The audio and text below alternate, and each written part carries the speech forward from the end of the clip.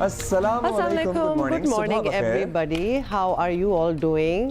اچھا پہلے ایک ڈسکلیمر اور ایک وارننگ سب کچھ ساتھ ہی دے دوں آپ کو کہ آج سے آپ کو پتہ ہے کہ ایک ہیٹ ویو جو ہے اس کی فور کاسٹ ہے اور آج سے ہی شروع. گرمی میں تو ہم پہلے ہی تپ رہے ہیں, مر رہے ہیں, لیکن وہ مزید ایک گرمی کی لہر ہے اور جس کو ہیٹ ویو پھر کہتے ہیں, اور وہ آج سے شروع ہو رہی ہے اینڈ آل اوور ایکچولی کہا جا رہا ہے. 4 more days. ظاہر گرمی کی شدت تو چلی رہی ہے. بیچ میں اسلام آباد راولپنڈی میں کہیں بارش ہوئی تھی, لیکن یہ جو ہیٹ ویو کہا جا رہا ہے یہ 4 دن تک ایٹ لیسٹ برقرار رہے گی. اس کے بعد ہوپفلی کہا جا رہا ہے کہ درجہ حرارت میں کمی ہوگی. ادھر پاک بھارت درجہ حرارت کی کیا صورتحال ہے؟ ہم تو نارمل ہو گئے ہیں ذہنی طور پر بھی, موسٹ امپورٹنٹلی یہاں سے, کیونکہ آپ نے مطلب ہمیں کہتے ہوئے سنا کہیں کہ مطلب ببال مچا دو, حملہ کر دو, یہ فلانا دھمکانا ایٹسیٹرا ایٹسیٹرا. ایزی ہو جائیں سارے, ہم تو یہی کہہ رہے ہیں ایزی ہو جائیں. بھارتی تجزیہ کار چاہے وہ ڈیفینس ان کے اینالسٹ ہوں چاہے ان کا media who, they are not over and they are not over it basically. They are not over it and وہ کرتے رہیں گے شاید. میرا خیال ہے کہ وہ اپنے وہ ایک ہے وہ ایسے ہی رہے گا. مطلب ایسی چیزیں ہو رہی ہیں اب تو ہر چیز. ترکیے سے انہوں نے نا بوائکاٹ سٹارٹ کر دیا کہ نہ ہم ٹریول کے لیے وہاں جائیں گے, ہمارے ویکیشنز وہاں ہوں گے. ٹور آپریٹرز نے وہاں بک کرنا چھوڑ دیا ہے. اس کے بعد جو پروڈکٹس ادھر ادھر ہوتی تھیں, مطلب اپنی وہ جو ایک جس کو کہتے ہیں نا Abdullah please give me a better word for خار نکالنا, ٹھیک ہے سمجھ گئے ہوں گے آپ لوگ, تو وہ نکال رہے ہیں ہر جگہ. انڈینز کا کنٹریبیوشن صرف محض 0.6% تھا. سو شاید ایسا کوئی فرق پڑے گا بھی نہیں. اور کسی بھی ملک میں جس کی انڈسٹری ٹورزم کی وہ چاہتا ہو فلرش کرے, اس کی یہ خواہش ہوتی ہے کہ ایسا ٹورسٹ آئے جو بہت زیادہ پیسے خرچ کرے. اور انڈین ٹورسٹ کے بارے میں یہ ایک ایک ہے بات کہ وہ بہت زیادہ پیسے خرچ نہیں کرتے کہیں بھی میں بھی. سو ایک جو نارمل جو جنرل ٹورسٹ ہوتا ہے انڈین, یا ایون شاید ہم بھی, سو شاید ہم بھی کتنا آہستہ سے کہا ہے بیچ میں, سو نہیں کرتے. سو 0.6%. ادروائز دیکھا جائے تو 1 ارب اور 40 کروڑ کی آبادی, لیکن کو بہت زیادہ لوگ ٹرکی نہیں جا رہے ہیں بھر کے, اور نہ ہی آذربائیجان کا بھی انہوں نے پتا ہے نا 100 کتنے آئے تھے, یہ میں آپ کو سٹیٹ دینا چاہتی ہوں. کیا میں نے بتا تو دیا. اچھا چلیں پھر آگے چلتے ہیں. ہم کچھ فگرز آپ کو دینا چاہ رہے تھے, but there is a lot of confusion in my ear. Basically واقعی جو فگر آپ نے بتایا ہے, بہت سے ٹورسٹ, آبویسلی ٹرکی ایک بڑی ٹورسٹ ڈیسٹینیشن ہے, لیکن اس میں کافی کم تعداد جو تھی وہ انڈینس کی تھی. تو you are right that it's not going to make much of a dent. ترکی میں 0.6% کی اگر بات کریں تو صرف 3 لاکھ 64 لاکھ میں سے صرف 3 لاکھ انڈین ٹورسٹ تھے. There you have it. This is what I was trying to listen. اچھا جی, تو اب یہ آپ کو پتہ ہی ہے, دوبارہ آپ کو بتا دیتے ہیں کہ پاکستان کے خلاف جنگ کرنے کی حماقت اور بدترین شکست کا خمیازہ جو ہے وہ مودی حکومت کو شدید رسوائی اور شرمندگی کی صورت میں بھگتنا پڑ رہا ہے. اور تو اور خود بھارت کے اندر اب مودی کو آڑے ہاتھوں لیا جا رہا ہے, جو کہ he should have expected that. Bharat کے جو ہیں اپوزیشن لیڈر, ان کا نام ہے راہل گاندھی, اور انہوں نے کل پھر اپنا سوال دہرایا کہ حکومت بتائے کتنے بھارتی طیارے تباہ ہوئے ہیں. بھائی ہم سے پوچھ لو, ہمیں تو پتہ ہی ہے.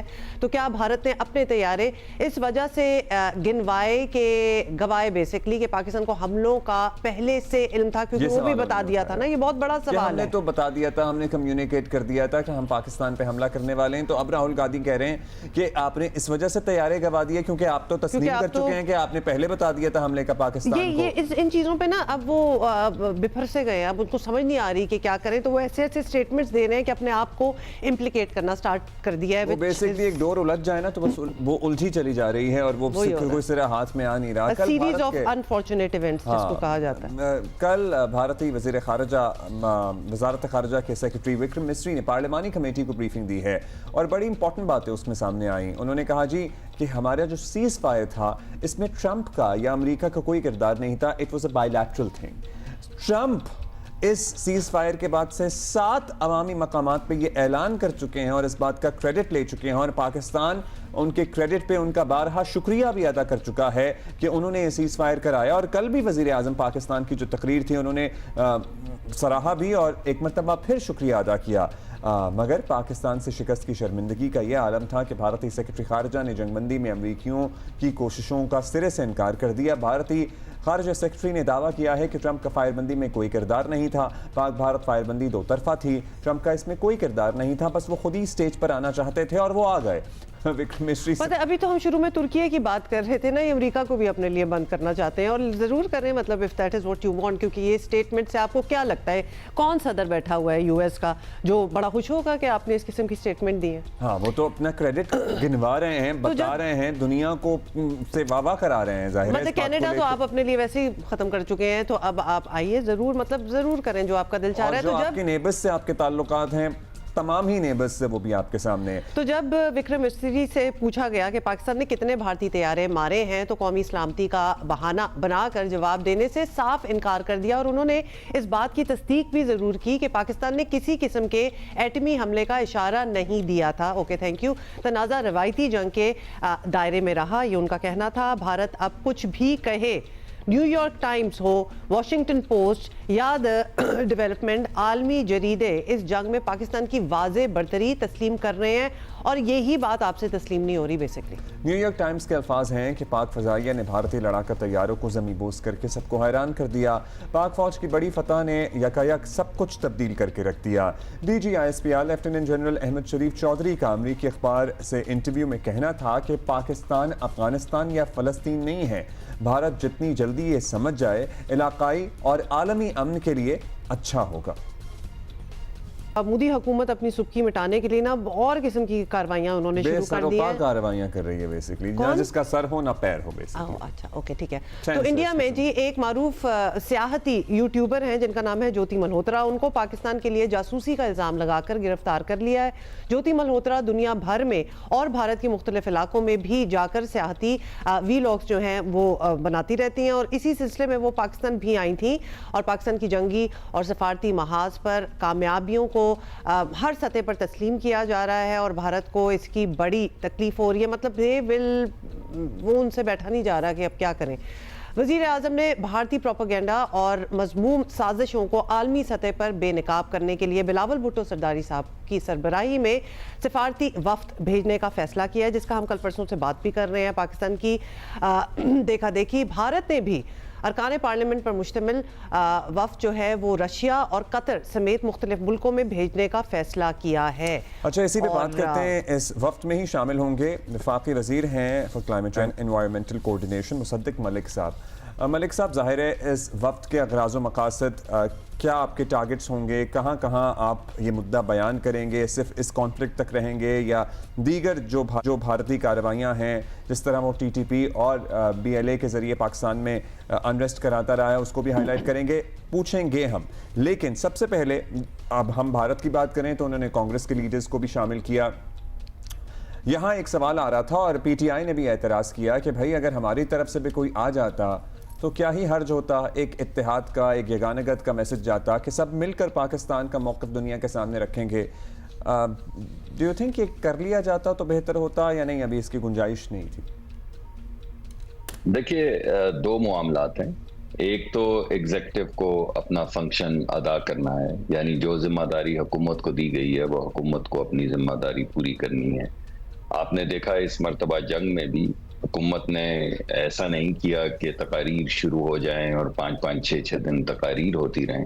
अगर हमला किया गया तो वो एतमाद जो अवाम और पार्लियामान ने हुकूमत को दिया था, उस एतमाद को सामने रखते हुए और तमाम दिफाई इदारों को साथ मिला के फौरी तौर पर रिस्पॉन्ड किया गया। तो इस वजह से हुकूमत ने अपना काम जो उसके ज़िम्मा लगाया हुआ है उसको लेकर वो आगे बढ़ रही है। उस सिलसिले में जो बेहतरीन उनको लोग नज़र आए हैं, अशखास नज़र आए हैं, जिनमें तमाम PMLN के नहीं हैं, उसमें बहुत से पीपल्स पार्टी की लीडरशिप भी पीपल्स पार्टी के पास है, और जिन लोगों को शमूलियत की दावत दी गई है वो मुख्तलिफ मौके पे मुल्क के वज़राए ख़ारजा रह चुके हैं, सफ़ीर रह चुके हैं। इस वजह से एक बड़ी इफ़ेक्टिव टीम बनाई गई है, और जो असल मकसद सामने रखा गया वो ये था कि मुल्क की बेहतरीन रिप्रेजेंटेशन कौन कर सकता है, और उसको सामने रख के एक टीम जो है उसको तरतीब दिया गया है। भारत में बहुत बड़ी एक टीम बनाई गई है, जैसे आपको मालूम है। हमारे यहाँ तो एक बड़ी छोटी सी टीम है, 7-6 लोगों की टीम है, जो यूरोप जाएगी और अमेरिका जाएगी और वहाँ पे जाके मुल्क की तर्जुमानी करेगी।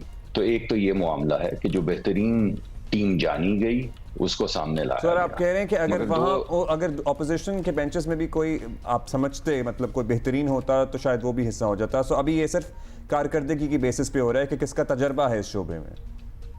देखिए, एक तो एग्जीक्यूटिव का काम अपना काम करना है, जो बेहतरीन टीम उसको नजर आती है वो उसको लेकर आगे चलता है, मगर दो इजाफी मामलात हैं।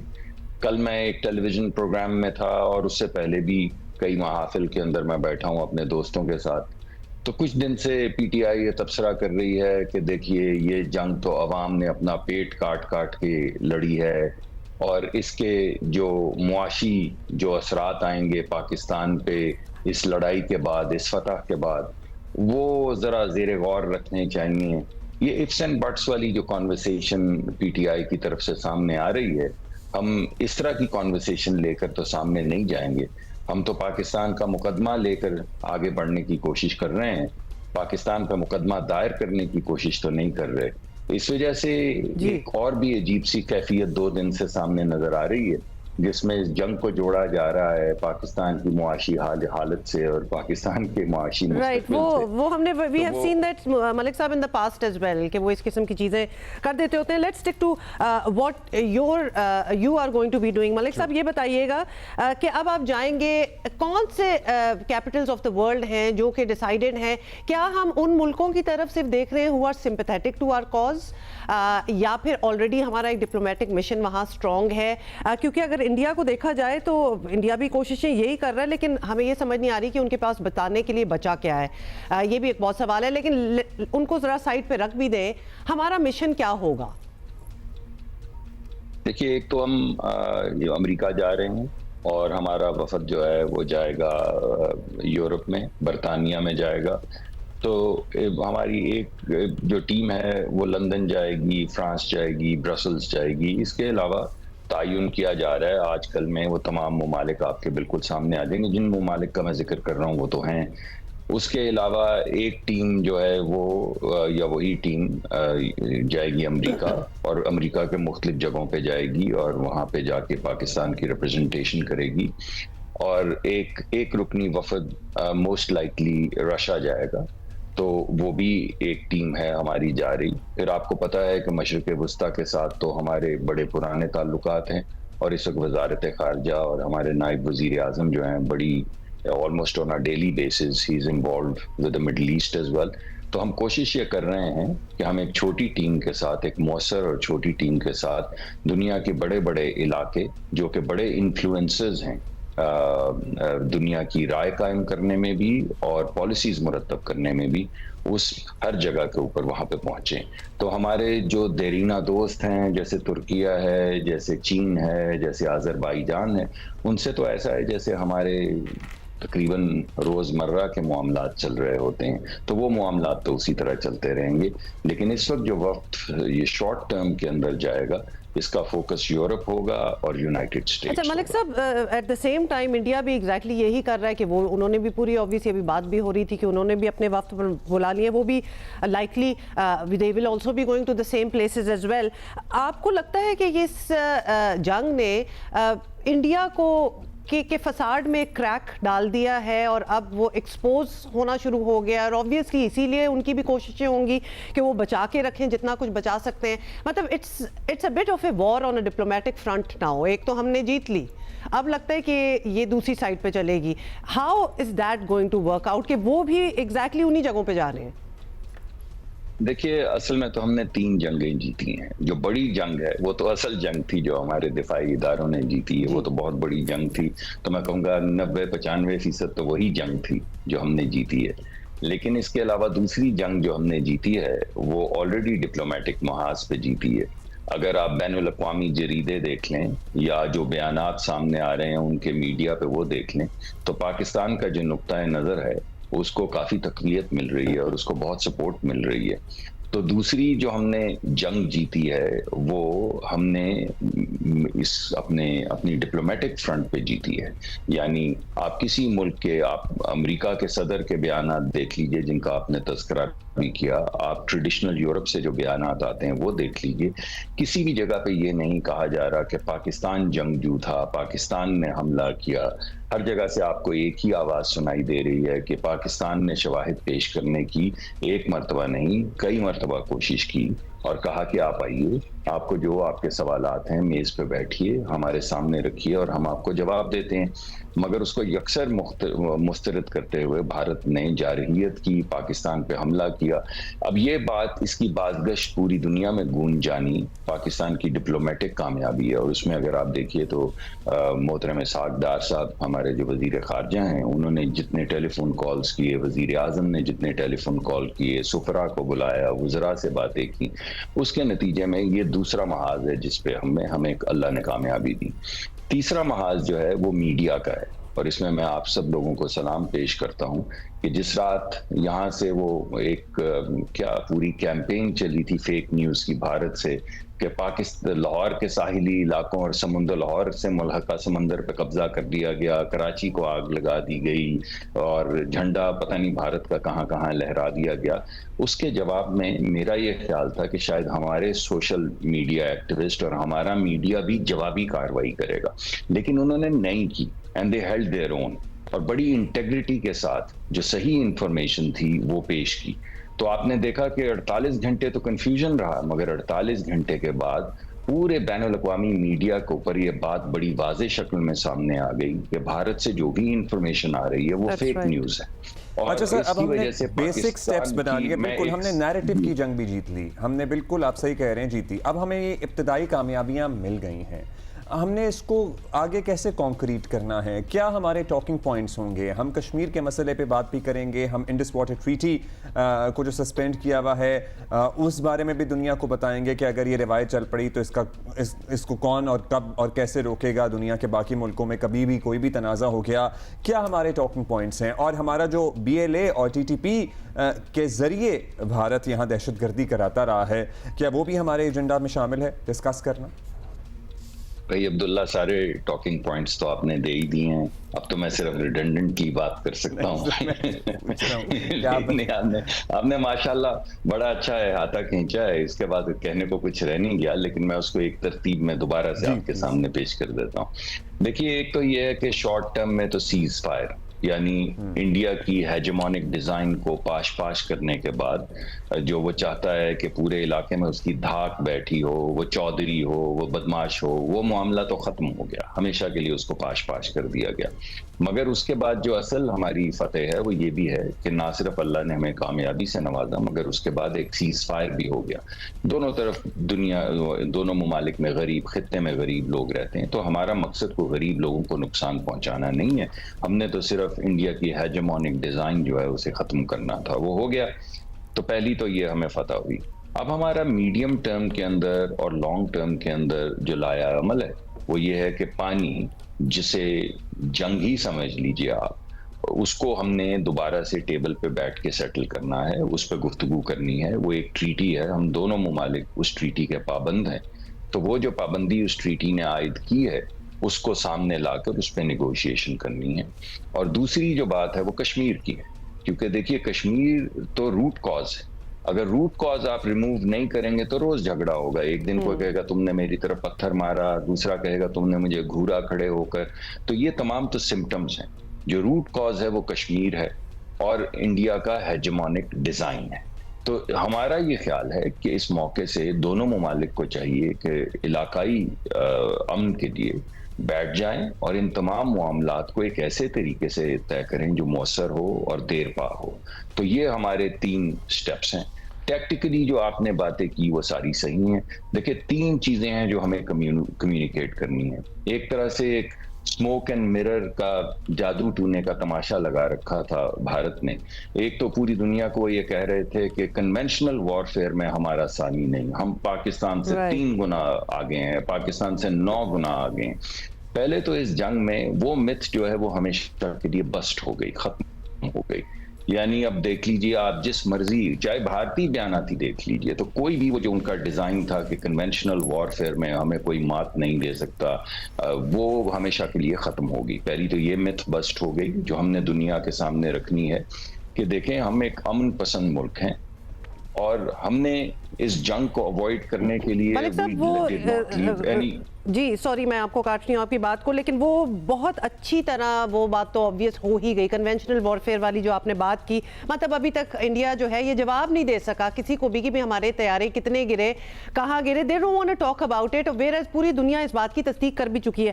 So letting that aside، یہ جو لیٹسٹ ایک سیکٹری خارجہ کا بیان انڈین آ رہا ہے، انہوں نے یہ دعویٰ کر رہے ہیں کہ ٹرمپ کا اس سیز فائر میں کوئی عمل دخل نہیں تھا، کوئی لینا دینا نہیں تھا، وہ بالکل ان کو اس بات سے نکال رہے ہیں، وہ مان ہی نہیں رہے، اور وہ خود کہہ چکے ہیں پہلی بار دنیا نے یہ بات سنی ہی ٹرمپ کی اس ٹویٹ سے تھی، پھر پاکستان بھی مان گیا. انڈیا ڈونلڈ ٹرمپ کو انڈرمائن کیوں کر رہا ہے، یہ ذرا سمجھا دیں ہمیں. دیکھیں میں آپ کے سامنے پہلے ایک بات رکھنا چاہتا ہوں آپ کی اجازت سے.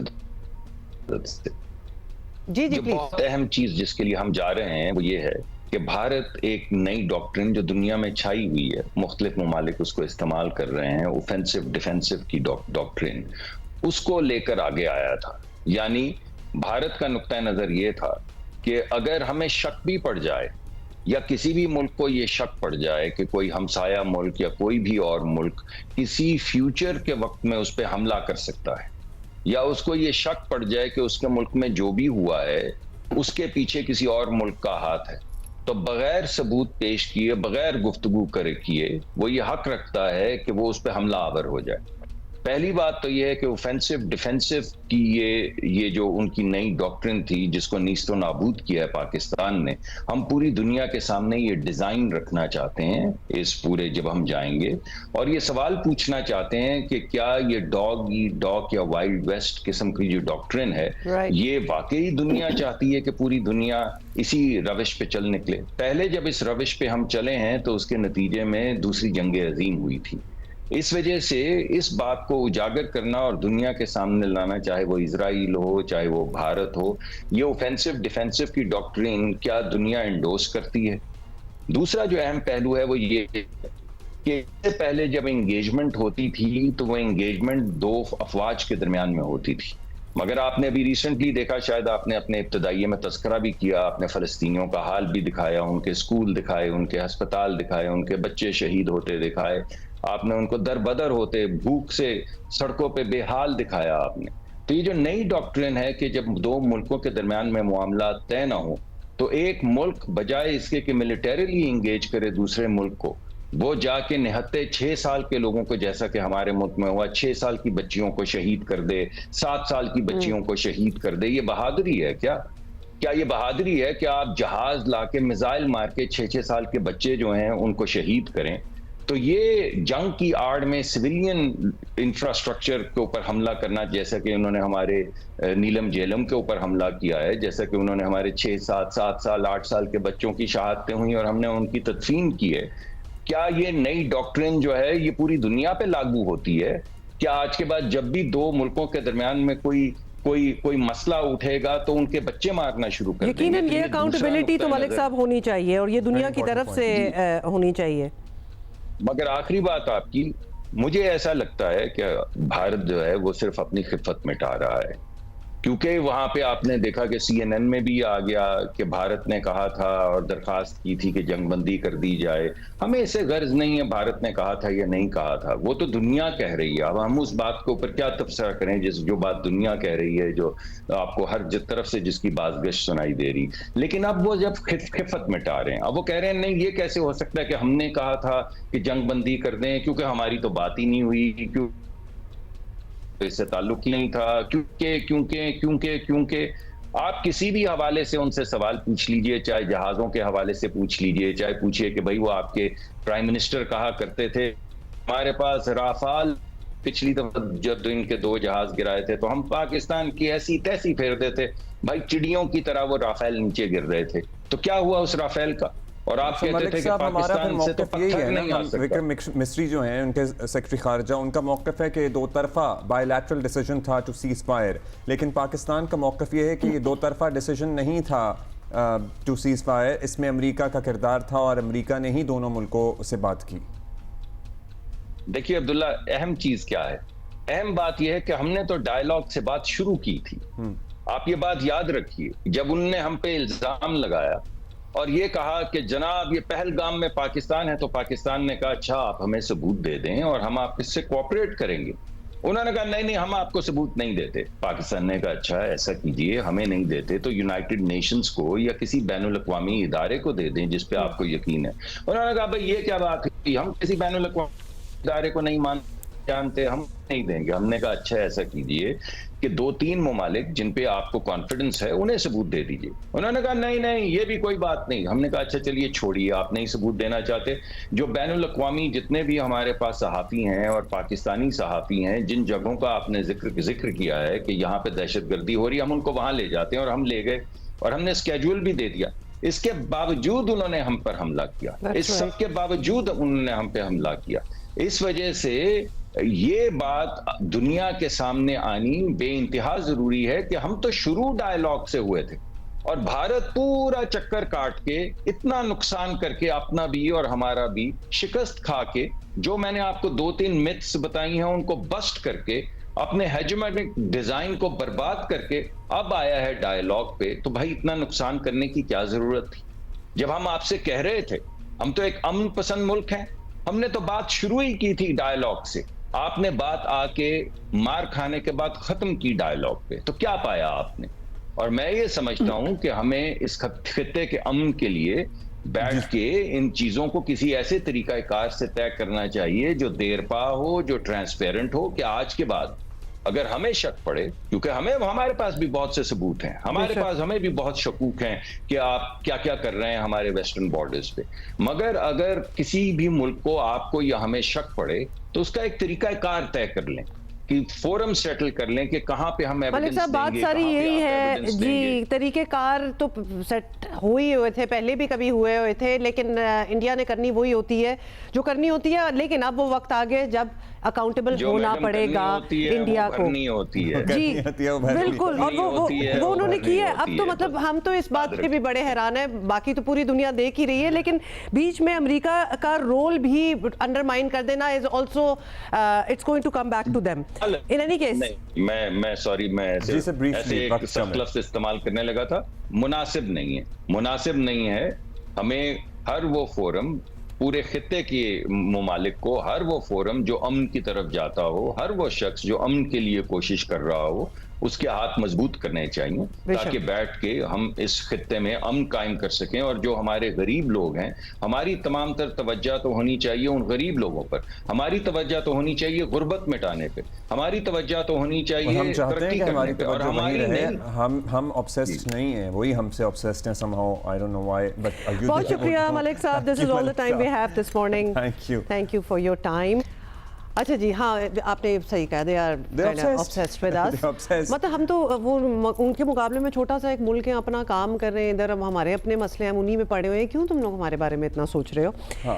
اچھا مطلب خود مختار آزاد 25 کروڑ آبادی ہمارے پاس بھی ہے، ایک ایٹمی اسلامی ریاست ہے، اور ہم چاہتے ہیں کہ ہم امن سے آپ کے برابر میں بیٹھے ہیں، ہم اپنے ترقی کی راہ پر گامزن رہیں، آپ اپنی ترقی کی راہ پر سفر کرتے رہیں جس کا آپ کو اتنا گمان اور اس پہ زوم ہے، تو کنٹینیو ود دیٹ. بٹ اگر ٹریڈیشنلی آپ انڈیا کو دیکھیں تو ان کی نظریں صرف ہماری طرف نہیں ہیں، ان کی نظریں ہر کسی پہ ہیں. They have this list for you know کہ ہم ذرا پھیلائیں اپنے آپ کو، نہ پھیلائیں، آپ سکڑ کے بیٹھ جائیں، کیونکہ آپ نے پھیلانے کی کوشش کی ہے تو آپ کو پتہ ہے کیا ہوا ہے. اچھا سینئر صحافی، باتھ روم پورے کر لیں لوگوں کے لیے. سینئر صحافی بہت امپورٹنٹ پوائنٹ ہے. عمر چیمہ ہمارے ساتھ ہیں. عمر کیا حال ہے آپ کا؟ اچھا عمر، ہم اور آپ 15-20 سال سے مودی اور ان کی سیاست جو ہے وہ آبویسلی دیکھ ہی رہے ہیں. پاک انڈیا ایپیسوڈ کے بعد جو پریشر اس وقت انڈیا پر ہے، کیا پہلے کبھی آپ کو نظر آیا ہے؟ کیا وہ یہ پریشر فیل کر رہے ہیں؟ آپ کی بات درست ہے. مجھے نہیں لگتا کہ مودی کبھی بھی اتنا انڈر پریشر رہا ہے، یعنی کہ وہ آج تک انڈین عوام کے سامنے وہ ایک بڑا ایک ٹائیگر بنا ہوا تھا اور وہ ایک ناقابل تسخیر سمجھا جا رہا تھا، بلکہ اس نے ایک تاثر اپنا قائم کیا ہوا تھا. جیسے پوری دنیا میں جو بھی سربراہان مملکت ہیں وہ اس کے ایسے ہیں جیسے بڑی ہیں، اور ان کے ساتھ بڑی فرینکنیس ہے اس کی، اور اس کے آنے سے انڈیا جو ہے وہ ناقابل تسخیر ہو گیا ہے. انڈیا پہلے کانگریس کے ہاتھوں میں غیر محفوظ تھا اور اب اس نے اس کو ہر لحاظ سے محفوظ بنایا ہے. تو میں نہیں سمجھتا کہ اس پر اس سے زیادہ پہلے کبھی پریشر آیا، اور ابھی اس کے لیے ویسے بھی اس کی سیاسی بقا کا بھی مسئلہ بنا ہوا ہے. ابھی تو ان کی جو RSS ہے، جو کہ BJP کی آپ سمجھ لیں کہ جو اسٹیبلشمنٹ ہے، جو ڈیپ اسٹیٹ ہے ان کی، اس کی آگے سپٹمبر میں ان کا کنونشن بھی آ رہا ہے، ان کے 100 سال مکمل ہو رہے ہیں، اور ساتھ ہی ساتھ انہوں نے ایک اپنی ایج لیمٹ بھی مقرر کی ہوئی تھی کہ 75 سال سے زیادہ کوئی سیاست نہیں کرے گا. اگرچہ خیال کیا جاتا ہے کہ LK اڈوانی جیسے لوگوں کو نکالنے کے لیے، ایکسپیل کرنے کے لیے اس ٹائم یہ لیجسلیشن کی گئی تھی، یا انہوں نے اپنے رولز بنائے تھے. تو مودی کا یہ خیال تھا کہ وہ جو ایک مارکہ پاکستان ہے اس سے وہ اپنے آپ کو بتائے گا کہ وہی اہل ہے، اور اس کو ایگزمپشن بھی ملنی چاہیے. تو لہٰذا یہ اس کی تاریخ، اس کی اپنی جو سیاسی تاریخ ہے، یا پچھلے جب سے وہ وزیر اعظم ہے، وہ ایک سنگین ترین بحران کا شکار ہے. اس کی اپنی سیاسی بقا جو ہے وہ خطرے میں ہے. سیاسی بقا ان کے خطرے میں ہے. جب بھی وہ پھنستے ہیں سیاسی طور پر تو پاکستان کے ساتھ کوئی معاملہ شروع کر دیتے ہیں. اب تو وہ جو کری ہے وہ بھرنی پڑ رہی ہے، تو لیٹس سی کیا اگلی چال ہوتی ہے. بتائیے گا چیمہ صاحب، اس معاملے میں ایک حیران کن کردار انڈین میڈیا کا بھی رہا ہے. کہیں محسوس نہیں ہوا کہ اب اس صورتحال میں بھی، مطلب جنگ کو ختم ہوئے یا سیز فائر ہوئے بھی کچھ دن ہو گئے ہیں، وہ امن چاہتے ہیں یا امن کے خواہاں ہیں. ہاں، کہ ان سے سمجھ نہیں آ رہی کہ کیسے بچ گئے. کہ خون خرابہ ہو، مطلب خون بہے، جنگ ہو، یہ سلسلہ چلتا رہے. وہ جنگ کی سنگینی کو ایکچولی محسوس کرنے کو ایسا نہیں لگتا کہ تیار ہیں کہ جنگ کتنا نقصان کرتی ہے کہیں بھی ہو. آپ کو کوئی ٹون میں آپ نے نوٹ کیا کہ کوئی چینج نظر آ رہی ہو، یا بس وہ اب یہی روش ہے اور اسی پہ گامزن ہیں اب تک؟ دیکھیں، جو اگر ہم سارے اس مارکے پر غور کریں یا اس کرائسس پر غور کریں تو اس میں مودی کا جو اپنی سیاست ہے وہ خطرے میں پڑ گئی. جو اس کی اپنی متھ ہے وہ بریک ہو گئی. جو انڈیا کی متھ اس نے بنائی ہوئی تھی وہ بریک ہو گئی کہ انڈیا کی متھ ہے ایز اے گلوبل پاور، اور پھر یہ ہے کہ ایک ڈیفنس پاور، کہ پہلے کوئی 4-5 ممالک میں انڈیا کا ذکر آتا ہے کہ جو اسلحہ خریدتے ہیں، تو اس لحاظ سے سمجھا جاتا تھا جی کہ امریکہ جو انڈیا ہے وہ ایک فوجی طاقت ہے.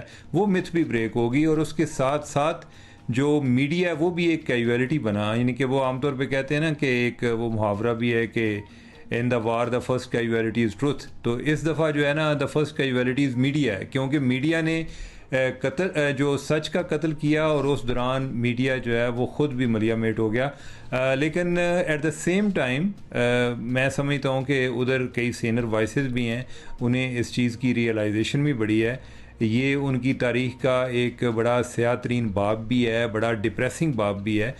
اب عین ممکن ہے کہ اس دوران میڈیا میں جو ایک اتنی دیر سے میڈیا ان کا بڑا سپائن لیس ہو چکا تھا، خاص طور پہ جب سے مودی آیا تو اوورآل آپ نے دیکھا ہوگا کہ ادھر جو آن لائن میڈیا ہے اس کا رجحان بہت بڑھ گیا. خیال یہ تھا یا تصور یہ کیا جاتا تھا کہ جو کارپوریٹ ہاؤسز ہیں، جو میڈیا ہاؤسز ہیں، وہ سارے مودی کے کنٹرول میں چلے گئے ہیں. تو عین ممکن ہے کہ اس میں کوئی ایک بہتری کا سماں پیدا ہو، ان کے میڈیا کو یہ ریئلائزیشن ہو، جو کہ ہے ویسے ریئلائزیشن اوورآل. کئی لوگ جو ہیں بڑا شرمندہ بھی فیل کرتے ہیں، کئی لوگ جو ہیں وہ مودی بنے ہوئے ہیں، ان کے علاوہ جو باقی لوگ ہیں وہ تو کافی ان کو شرمندگی بھی ہے. عین ممکن ہے کہ اس سے ان پر ایک پریشر بڑھے کہ عوام جو ہے وہ کتنا زیادہ ایک بٹریڈ فیل کر رہی ہے. ذرا سوچیں ان لوگوں کے بارے میں کہ جو رات کو یہی زی نیوز وغیرہ، ریپبلک وغیرہ دیکھ کر پاکستان کو فتح کر کے سوئے تھے، اور صبح اٹھے تو انہیں پتہ چلا کہ جو انڈیا ہے وہ خود ایک کرائسس میں چلا گیا ہے. تو کتنے لوگ ہیں کہ جو بٹریڈ فیل کر رہے ہوں گے. اور اوورآل اس سے پوری دنیا میں جو ایک تو ان کا جو ڈیفنس ہے کتنا کمزور ہے، کتنا ولنریبل ہے، وہ زیر بحث رہا. جو مودی ہے وہ زیر بحث رہا، اور پھر میڈیا کی دنیا میں میڈیا جو ہے وہ بہت زیادہ زیر بحث رہا. اکانومسٹ نے آرٹیکل لکھے، نیو یارک ٹائم نے آرٹیکل لکھے، اور کئی نے آرٹیکل لکھے. تو میں یہی سمجھتا ہوں کہ اس بحران میں ہو سکتا ہے کہ کوئی ایک بہتری کی उम्मीद पैदा हो जाए कि इंडियन मीडिया जो है वो अपने आप को बेहतर करे। लेकिन अल्टीमेटली जो लोग ये काम करते हैं, मैं उनसे तो तवक्को नहीं करता कि वो कोई बेहतरी की तरफ आएंगे। बाकी जो लोग हैं जिनकी आवाज़ दब गई थी, मेरे ख्याल अब उनकी आवाज़ तवाना हो जाएगी और लोग उनकी आवाज़ पर ज़्यादा फोकस करेंगे और ये बाकी लोग जो हैं इनको रिजेक्ट करेंगे। और दुनिया के लिए भी उमर, ये thank you so much for being with us, बड़ा पैगाम होगा। ज़रूरी नहीं है कि इंडिया के साथ अगर ट्रेड हो रही हो, काम हो रहा हो तो बड़ी विन विन सिचुएशन हो जाए। अब ये इनके जो रफ़ाल तैयारे हैं उन्हीं की कंपनी आप देख लें, इंडोनेशिया का 8.1 बिलियन का उनके साथ एक कॉन्ट्रैक्ट जो है वो खटाई में पड़ा हुआ है। They don't want it any more, तो वो उसको रोल बैक करने का सोच रहे हैं, क्योंकि इंडिया ने करके दिखा दिया कि वो मतलब वो मशीनरी जो भी थी जिसको दुनिया में बहुत ज़्यादा माना जाता है, लेकिन जब वो उनके हाथों में आई तो उसका क्या हाल हुआ। सो यू नो ये एक जो होता था ना कि जी इंडिया ने अगर अप्रूव कर दिया है, कटाई में पड़ा हुआ है वो भी है, तो इंडिया ने जी अप्रूव कर दिया तो दुनिया के लिए ओके हो गया, वो मिथ भी बड़ी अच्छी तरह इफेक्टिवली ब्रेक हुई है। पाकिस्तान दुनिया के उन ममालिक में शामिल है जहां जिस्मानी सेहत को ही ख़ास अहमियत नहीं दी जाती, तो जहनी सेहत, मेंटल हेल्थ तो आप सोच ही लें कि दूर की बात है। जहनी सेहत की अहमियत और आगही के लिए मीर खलीलुर रहमान फाउंडेशन और ब्रिटिश एशियन ट्रस्ट के तहत मिलकर मुहिम जारी है और हम अक्सर इस सिलसिले में बात करते रहते हैं। और आज हमें बात करनी है नई नस्ल की। हमारे बच्चे ऐसे दौर में बड़े हो रहे हैं जहां सोशल मीडिया, डिजिटल मीडिया, मतलब बच्चे, हम जितनी भी कोशिश कर लें, हमारे बच्चे टैब्स और टीवी से एडिक्टेड हैं। मतलब उनका एक मैसिव एक्सपोजर है, एक मैसिव एक्सपोजर है। मतलब हम, मेरे जैसे बहुत से वालिदैन ये स्ट्रगल करते होंगे कि कैसे इनका स्क्रीन टाइम कम करें, और बहुत कोशिश करते हैं, एंगेज भी करते हैं, फिजिकल एक्टिविटी होती है, लेकिन even then it is a part of our lives and their lives there is a peer pressure also. मतलब आप अपने बच्चे को तो आइसोलेट के करके पे टैब उसका ले ही ले, लेकिन इर्द गिर्द तो सारे वही कर रहे हैं, तो आप उस प्रेशर को ज़रा किस तरह हैंडल करना है, और पर्टिकुलरली माओं की ज़हनी सेहत के बारे में भी हम बात करेंगे। डॉक्टर उस्मान हमदानी। और फिर आजकल के जो बच्चे हैं ना, आप उन्होंने पेंडेमिक भी देखा है, कोविड के वक्त उन्होंने एक जंग भी देख ली अभी रिसेंटली, तो they have been exposed to a lot. सो बच्चे जब बड़े हो रहे हैं, जब बुलूगत में दाखिल हो रहे होते हैं, उस वक्त अलग जहनी मसाइल होते हैं। सो ये तमाम जो हैं इसके एक्सपर्ट्स मौजूद हैं और इसके एक्सपर्ट हैं डॉक्टर उस्मान हमदानी साहब। हमदानी साहब, सबसे पहले तो माओं की बात कर लेते हैं। आप प्लीज़ बता सकेंगे कि पाकिस्तान में जो माएँ हैं, ज़ाहिर है माँ को हमेशा हमने एक मिथिकल कैरेक्टर के तौर पे पेश किया है, ये भूल के कि माँ एक इंसान है जिसके अपने फिजिकल एंड मेंटल चैलेंजेस हो सकते हैं, लेकिन नहीं, माँ सबको समेट के रखती है, सबको मजबूत करती है। माँओं के क्या मेंटल चैलेंजेस हैं हमारी जैसे सोसाइटी में? Thank you so much, Huma, and thank you so much, Abdullah, for taking this important topic on board. And I hope I'm audible, loud and clear. Ji sir. Yeah. Okay. Perfect. So I think credit goes to the Geo News and the Milker campaign, Mir Khalilur Rahman Foundation, which has actually taken mental health beyond academia, beyond hospital corridors. Because whenever we think of mental health, तो हम mental health से हमेशा ये समझते हैं कि कोई शख्स जो जहनी तौर पे बिल्कुल हिल गया है और उसे अस्पताल की ज़रूरत है, but mental health is really much beyond that. और जैसे आपने तमाम फैक्टर्स अभी डिस्कस किए, prevailing security situation, social circumstances, economic conditions, ये तमाम चीज़ें मेंटल हेल्थ को इम्पैक्ट करती हैं। Now coming to the women mental health या माओं की जहनी सेहत, आई थिंक जो लेटेस्ट रिसर्च है, अगर मैं आपको ये बताऊं कि वो आइडेंटिफाई ये करती है कि जो मोस्ट क्रिटिकल का वो प्री कंसेप्शन से शुरू होता है। What does that mean? कि इवन अभी बच्चा कंसीव नहीं हुआ माँ के पेट में और उसकी मेंटल हेल्थ की प्रोग्रामिंग शुरू हो गई है, और उसके बाद जो माँ की फिजिकल हेल्थ होगी, मेंटल हेल्थ होगी, उसकी सोशल एनवायरनमेंट होगी, वो उस बच्चे के मेकअप को इम्पैक्ट करेगी। वो बच्चा अभी दुनिया में नहीं आया, अभी एक एम्ब्रियो भी नहीं बना, लेकिन उसकी मेंटल हेल्थ की डिटर्मिनेशन उस स्टेज पे हो रही है। Now bring this to the real world circumstances जिसमें मैं और आप रहते हैं, जहाँ पे हम देखते हैं कि वास्ट मेजॉरिटी ऑफ पॉपुलेशन को बेसिक हेल्थ फैसिलिटीज़ नहीं है, बहुत सारी हेल्थ इनइक्विटीज़ हैं, लोगों के लिए सोशल चैलेंजेस हैं, इकोनॉमिक चैलेंजेस हैं, एंड नाउ सी कि अगर वहाँ पे एक माँ बच्चे को कंसीव कर रही है तो वो किस किस्म की इन्वायरमेंट में बच्चा अपनी माँ के पेट में पल रहा है, और नेक्स्ट जनरेशन के लिए इसकी कितनी सीरियस इम्प्लीकेशंस हैं। अब इसका नतीजा क्या है? देखते हैं कि पाकिस्तान में at least every second to third mother ضرور ڈپریشن یا انگزائٹی کے فیز سے گزرتی ہے as part of her life course, and especially she is at high risk during her pregnancy. Now this is a very very important public health challenge for us کہ ہم کس طرح سے اپنی ماؤں کی ذہنی صحت کو انشور کریں, and this is not through a psychiatrist, کوئی دوائی سے نہیں ہونا, it is mainly through the social, economic, psychological and physical environment around her. How she feels competent in terms of her emotional resilience, how she feels connected, how she feels cared for by her husband, by her family, by her government. تو یہ تمام ذمہ داری ماؤں کی ذہنی صحت کی ہم پہ عائد ہوتی ہے, ہم جو اس ماں کے ارد گرد ہیں. اچھا یہ آپ نے بڑی انٹرسٹنگ بات کی, اور یہ بہت واسٹ ٹاپک ہے بیکاز اس میں تو ساری سوسائٹی جو ہے اس کا رول بیچ میں آ جاتا ہے, because almost any woman, young woman is going to become a mother at some point. تو اس کی کیا زندگی گزری ہے, کیا اس کے اوپر امپیکٹس ہوئے ہیں, they are going to determine the health of her child in the future as well. اب ذرا بچوں پہ آ جاتے ہیں, اب وہ انہی انوائرمنٹ میں, مطلب ہماری کتنی انوائرمنٹس بدل جائیں گی. اب پاکستان ہے مطلب ایک خطے کا حصہ ہے, ایک دنیا سے کنیکٹڈ ہے, ایشوز تو چل ہی رہے ہیں جن کا امپیکٹ ہوتا ہی ہے, اس میں بچے بھی بڑے ہو رہے ہیں. جس طرح ہم پہلے بھی بات کر رہے تھے, there is so much exposure to the child from absolutely everywhere. اس کو بچانا بھی ماں کا ہی کام ہے, لیکن کیا کیا جا سکتا ہے؟ ویسے تو ماں کا کام صرف نہیں ہے, باپ کا بھی ہے, پوری فیملی کا ہے. What can we do? اب جو ہمارے ساتھ ہو گیا وہ تو ہو گیا ڈاکٹر صاحب, آگے بچوں کو کس طرح سیکیور کیا جا سکتا ہے؟ بالکل ٹھیک کہہ رہے ہیں. اچھا, یہ کوئی بھی جو چیلنج ہوتا ہے نا, وہ اپرچونٹی بھی ہوتا ہے. مطلب یہ جو ہماری سوشل, اکنامک اور باقی سارے انوائرمنٹل چیلنجز ہیں, یہ ہمیں ریزیلینس پہ بلڈ کرتے ہیں. اللہ تعالیٰ خود قرآن شریف میں بھی کہتے ہیں کہ احسن تقویم to the best of the creatures. تو اللہ تعالیٰ نے جو ایبلٹیز بھی ہیومن میں رکھی ہیں نا, وہ ان لمیٹڈ ہیں اس لحاظ سے, اور ریزیلینس بھی اسی سرکمسٹانسز کے اندر آتی ہے. اب جو سائنس ہمیں بتاتی ہے وہ یہ ہے کہ جو کرٹیکل ونڈو آف اپرچونٹی ہے, that starts from preconception period and the opportunity closes at late adolescence. Now as we as key stakeholders, what we need to see is کہ ہم اس ونڈو آف اپرچونٹی کو مس نہ کریں, because اگر ہم نے 20, 22 اور 24 سال کے بعد چلی گئی بات, تو پھر it is more rehabilitation in mental health, یعنی damage is already done and you are just trying to undo that damage.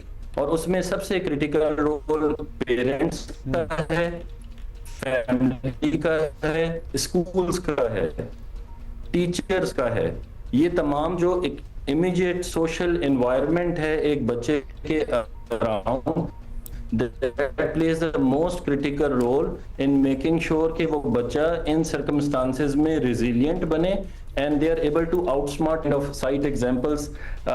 I think we have already outshined the world in very recent circumstances, and that speaks of the resilience of our nation. So I think there is an opportunity, but there is a challenge. We need to address the challenge head on, as we have recently as a nation stood up. Yeah, آپ نے بڑی زبردست بات کی ہے. This is the spirit that we need. جی بالکل. And I'm grateful کہ آپ لوگ انڈیویجول سطح پہ بھی certainly یہ ٹرانسفر ہم ہیں ایز اے نیشن بڑے resilient. Also at the same time thank you doctor صاحب, thank you for being with us. ہر بچے کی نیچر بھی, طبیعت بھی مختلف ہوتی ہے.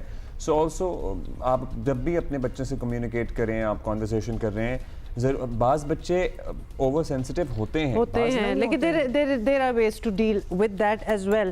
جو کہ ہم ہمارے ساتھ, اور ہیٹ ویو آگے 4 دن پتہ ہے جی چلے گی. لاہور میں تو کوئی عقیل قسم کی گرمی ہوئی ہے, اور ہمارے جو جاننے والے ہماری فیملی فرینڈز وہ ہمیں بتا رہے ہیں. لیکن ہماری کورسپونڈنٹ ہمارا انتظار کر رہی ہیں فروا, آپ بتائیے کہ گرمی, مطلب وی آر یوزڈ ٹو گرمی ان لاہور, کیا کوئی بہت ایکسٹرا گرمی ہے؟ کچھ بتائیں ہمیں. بالکل اس طرح سے ہما دیکھنے میں آ رہا ہے کہ مئی میں عموماً گرمی ہوتی تھی, لیکن مئی میں اتنی زیادہ ہیٹ ویو ہوگی اس کے بارے میں کبھی کسی نے سوچا بھی نہیں تھا. اور ہیٹ ویو جو ہے اس کا سلسلہ جب سے مئی میں کا منتھ سٹارٹ ہوا ہے تب سے یہ ہیٹ ویو چل رہی ہیں. ایک تو وہ کلائمیٹ چینج کے بارے میں بات ہوتی ہے, دوسرا یہی ہوتا ہے کہ بارشیں نہیں ہو رہی جس کی وجہ سے ہیٹ زیادہ پروڈیوس ہو رہی ہے. اور اس کی وجہ سے یہ دیکھنے میں آ رہا ہے کہ لاہور میں ابھی میں اگر آج کی صرف بات کر لوں تو یعنی کہ زیادہ ٹائم تو نہیں ہوا, इस टाइम पे टेम्परेचर 37 है और जो गर्मी की शिद्दत का एहसास है वो 42 तक पहुंचा हुआ है और सिर्फ 3 से 5 किलोमीटर फी घंटा की रफ्तार से हवा चल रही है और हवा का एहसास भी नहीं हो रहा। और इसके साथ साथ ये भी देखने में आ रहा है जैसे प्री मानसून मौसम नहीं शुरू हो जाता बिल्कुल वैसे ही हुआ हुआ है, यानी पसीना आ रहा है तो वो पंखे के नीचे बैठे खुश्क नहीं हो रहा, पंखों ने काम अच्छा, ये हीट वेव जो है ना उम्मे फरवा ये बड़ी हमें कंसर्न रही है बिकॉज ये पूरे मुल्क में ही बताया जा रहा है। मेहर साहिबजाद साहब हमें जी उन्होंने हमें ज्वाइन किया। सर आपसे यही पूछना चाहेंगे जहां 9:52 पे लाहौर में 37 डिग्रीज है इस वक्त, फील्स लाइक 42 है, हम किधर जा रहे हैं? ये तो अनप्रेसिडेंटेड जी अनप्रेसिडेंटेड गर्मी लग रही है। बिल्कुल टेम्परेचर इस वक्त काफी ज्यादा है, बल्कि सिंध के जो इलाके हैं वहाँ पे तो 40 भी इस वक्त 40 डिग्री सेंटीग्रेड की टेम्परेचर है। लेकिन अगर देखा जाए ना तो अभी ये जो हीट वेव है ये अगले 4-5 दिन दोबारा हमने इसकी वार्निंग इशू कर दी है, तो ये सिलसिला चलेगा और गर्मी की शिद्दत में अभी इजाफा होने का इम्कान है जो नजर आ रहा है। तो ये ट्रेंड जो है अभी चलेगा। सिंध में ज्यादा गर्मी होगी, टेम्परेचर 50 डिग्री सेंटीग्रेड भी क्रॉस कर सकता है या हो सकता है, और हमारे पंजाब के जो जनूबी इलाके हैं वहाँ भी टेम्परेचर कल भी 47 तक गया है, बल्कि इवन के आप देखें कि इस्लामाबाद भी 40 क्रॉस किया हुआ है आज का टेम्परेचर। इस्लामाबाद में तो खैर मेरे साहब ये जब आप 50 पे चले गए ना तो हमारा दिमाग अब और कुछ सोच नहीं पा रहा कि हम 50 तक भी पहुंच सकते हैं। कोई बारिशें होनी है, ठीक है, हमने आइसोलेटेड बारिशें वगैरह देख तो रहे हैं, उससे कोई फर्क नहीं पड़ा, लेकिन सिंध में चलो हो तो जाए। सिंध में कोई बारिश देख रहे हैं आप? अभी सिंध में तो कोई इतना ज्यादा सिस्टम नहीं है। सिंध बदतरीज आपके जो है वो हीट वेव के जरिए से रहेगा, लेकिन अपर एरियाज में 24 या 25 को शायद कोई आंधी आ जाए इस्लामाबाद और इससे ऊपर के इलाके कश्मीर या जो है गिलगित बल्तिस्तान में आंधी नहीं, लेकिन वहाँ पे भी टेम्परेचर थोड़ा सा कम होगा। लेकिन ये है कि ये सिलसिला अभी चलेगा। मई और जून जो हैं ये यानी हमारे मौसम के ऐसे ही रहेंगे मई और जून। उम्मे फरवा बताइएगा, आज तो गालिबन इंटर के पेपर्स भी शुरू हो रहे हैं लाहौर में, अभी भी बहुत से बच्चों की गर्मियों की छुट्टियां नहीं हुई हैं, सो वो कैसे? और फिर ये हीट कैंप्स वगैरह भी लगाए हुए हैं, हमने सुना है काफी जगह जगह। जी बिल्कुल, पंजाब के मुख्तलिफ अजला के अंदर चूँकि जिस तरह से हीट वेव चल रही हैं उस पर उन्होंने पानी के हवाले से सबीलें लगाई हुई हैं, और लाहौर में तो उस तरह से कोई इंतज़ाम नहीं है, लेकिन दूसरे शहरों के अंदर ये देखने में आ रहा है।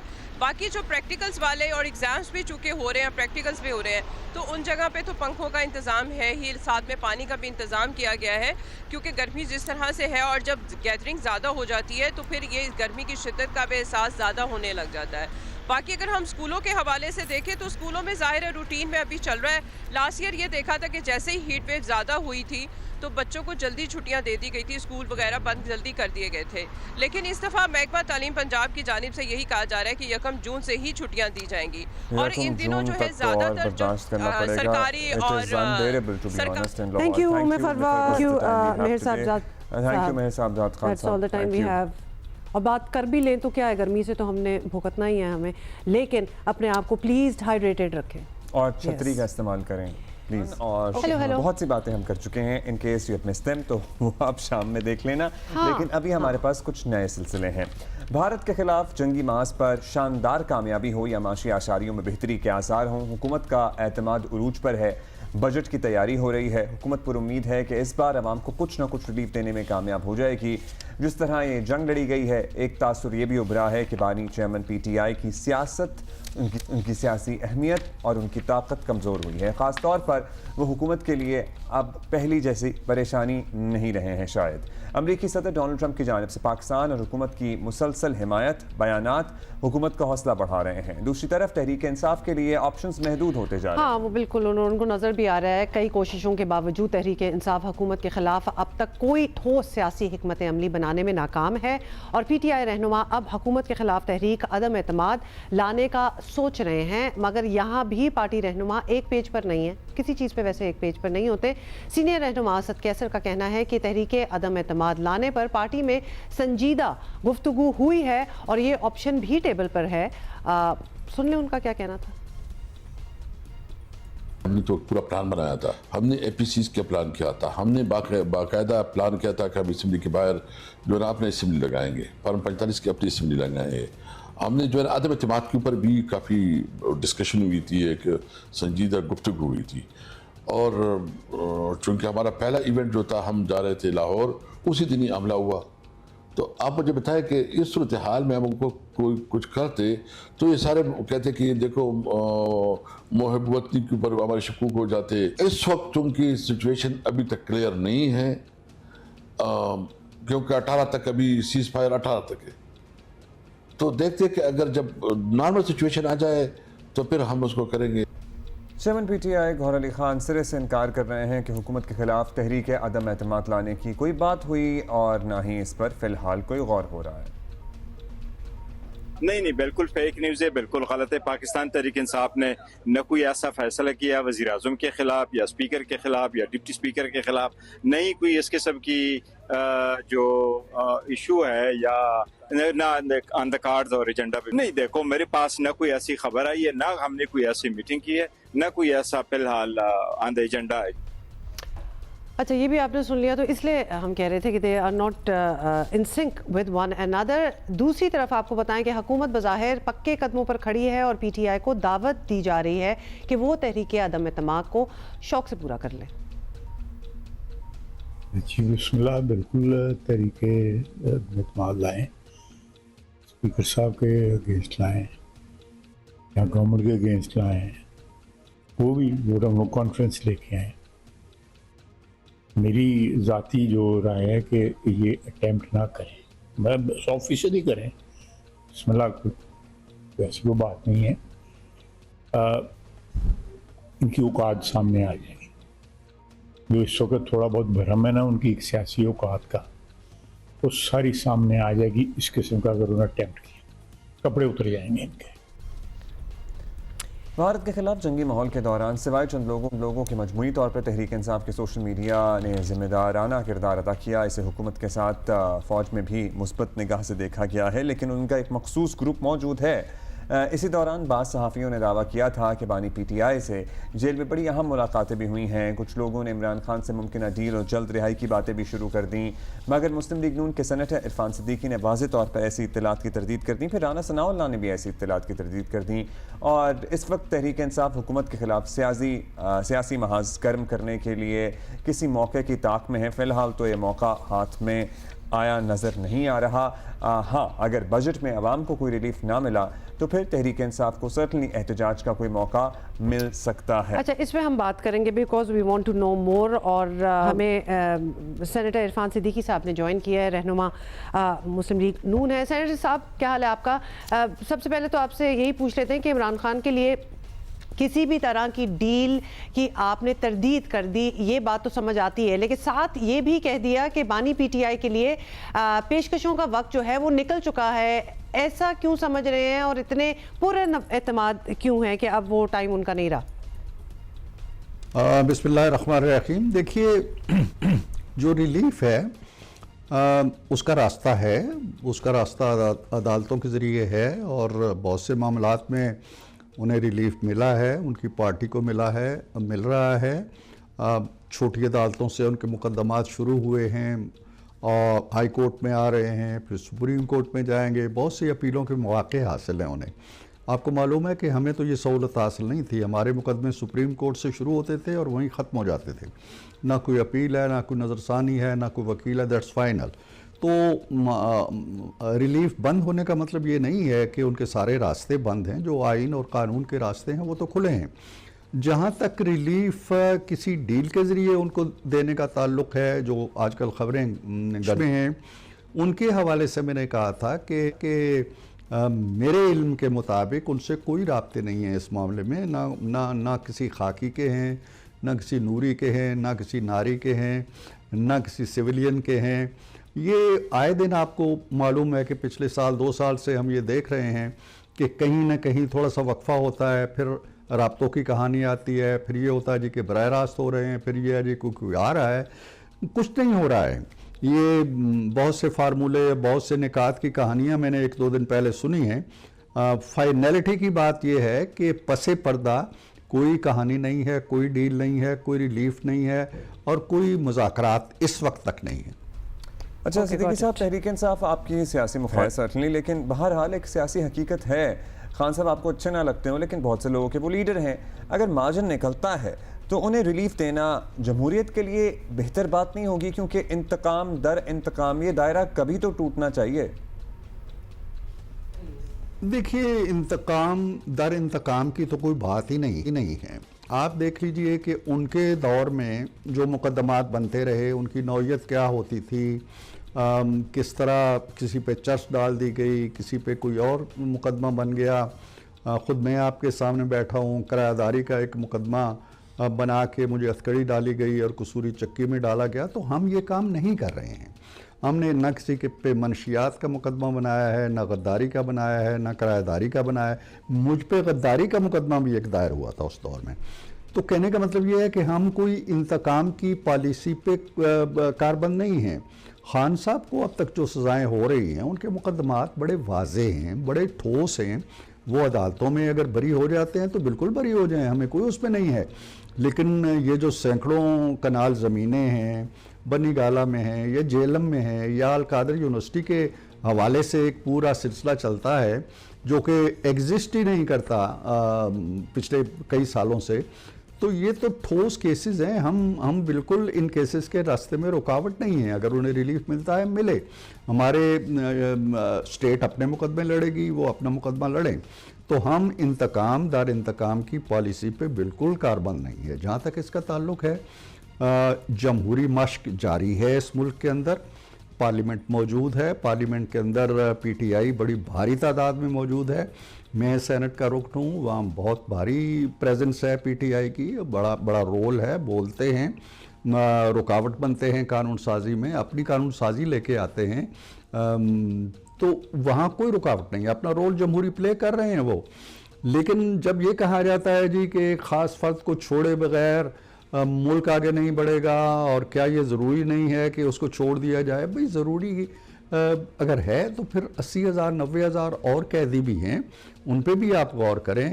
جہاں تک یہ دلیل دی جاتی ہے کہ جی ان کی وجہ سے بہت بڑا کوئی سیاسی عدم استحکام ہے, میں اس تھیوری کے بالکل خلاف ہوں. کوئی سیاسی عدم استحکام نہیں ہے. چاروں صوبائی حکومتیں کام کر رہی ہیں, آزاد کشمیر گلگت بلتستان کی حکومتیں کام کر رہی ہیں, وفاقی حکومت کام کر رہی ہے, فوج ہے, پولیس ہے, ادارے ہیں, سب اپنی عدالتیں ہیں, سب کام کر رہے ہیں اپنی. تو انارکی کہاں ہے, عدم استحکام کہاں ہے؟ اس عدم استحکام سو کالڈ جو ہے, اس کے باوجود ہماری معیشت سنبھلی ہے, ہماری معیشت آگے بڑھی ہے, تمام اشاریے آگے گئے ہیں, کہیں کوئی رکاوٹ نہیں پڑی ہے. اسی عدم استحکام کے باوجود ہم نے اپنی تاریخ کی پہلی جنگ ایسی لڑی ہے جس میں بالکل روشن, واضح, دو ٹوک, حتمی اور مسلمہ فتح ہمیں حاصل ہوئی ہے, کامیابی حاصل ہوئی ہے اللہ کے فضل و کرم سے. سو ملک اپنی بیرونی دفاع اور سلامتی کے حوالے سے بھی اللہ کے فضل و کرم سے مستحکم کھڑا ہے, جو اکانومی ہے اس کے لحاظ سے بھی آگے بڑھ رہا ہے. تو عدم استحکام کس چیز کا نام ہے؟ وہ عدم استحکام ہمارے راستے کی رکاوٹ کیوں نہیں بنا؟ اب کیوں نہیں بنا؟ معیشت میں کیوں نہیں بنا؟ لہٰذا اب یہ تھیوری پرانی ہو گئی ہے. پی ٹی آئی کے فالوورز کو اب یہ دیکھنا چاہیے کہ ملک آگے آ گیا ہے, ایک نیا منظرنامہ طلوع ہوا ہے.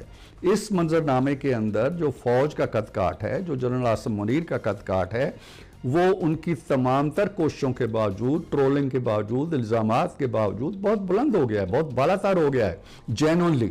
لہٰذا انہیں یہ حقیقت بھی ماننی چاہیے, یہ حقیقت بھی ماننی چاہیے کہ کوئی ٹرمپ, کوئی کانگریس مین, کوئی کسی پارلیمنٹ کا رکن, کوئی آئی ایم ایف, کوئی ادارہ ان کی مدد کے لیے تیار نہیں ہے.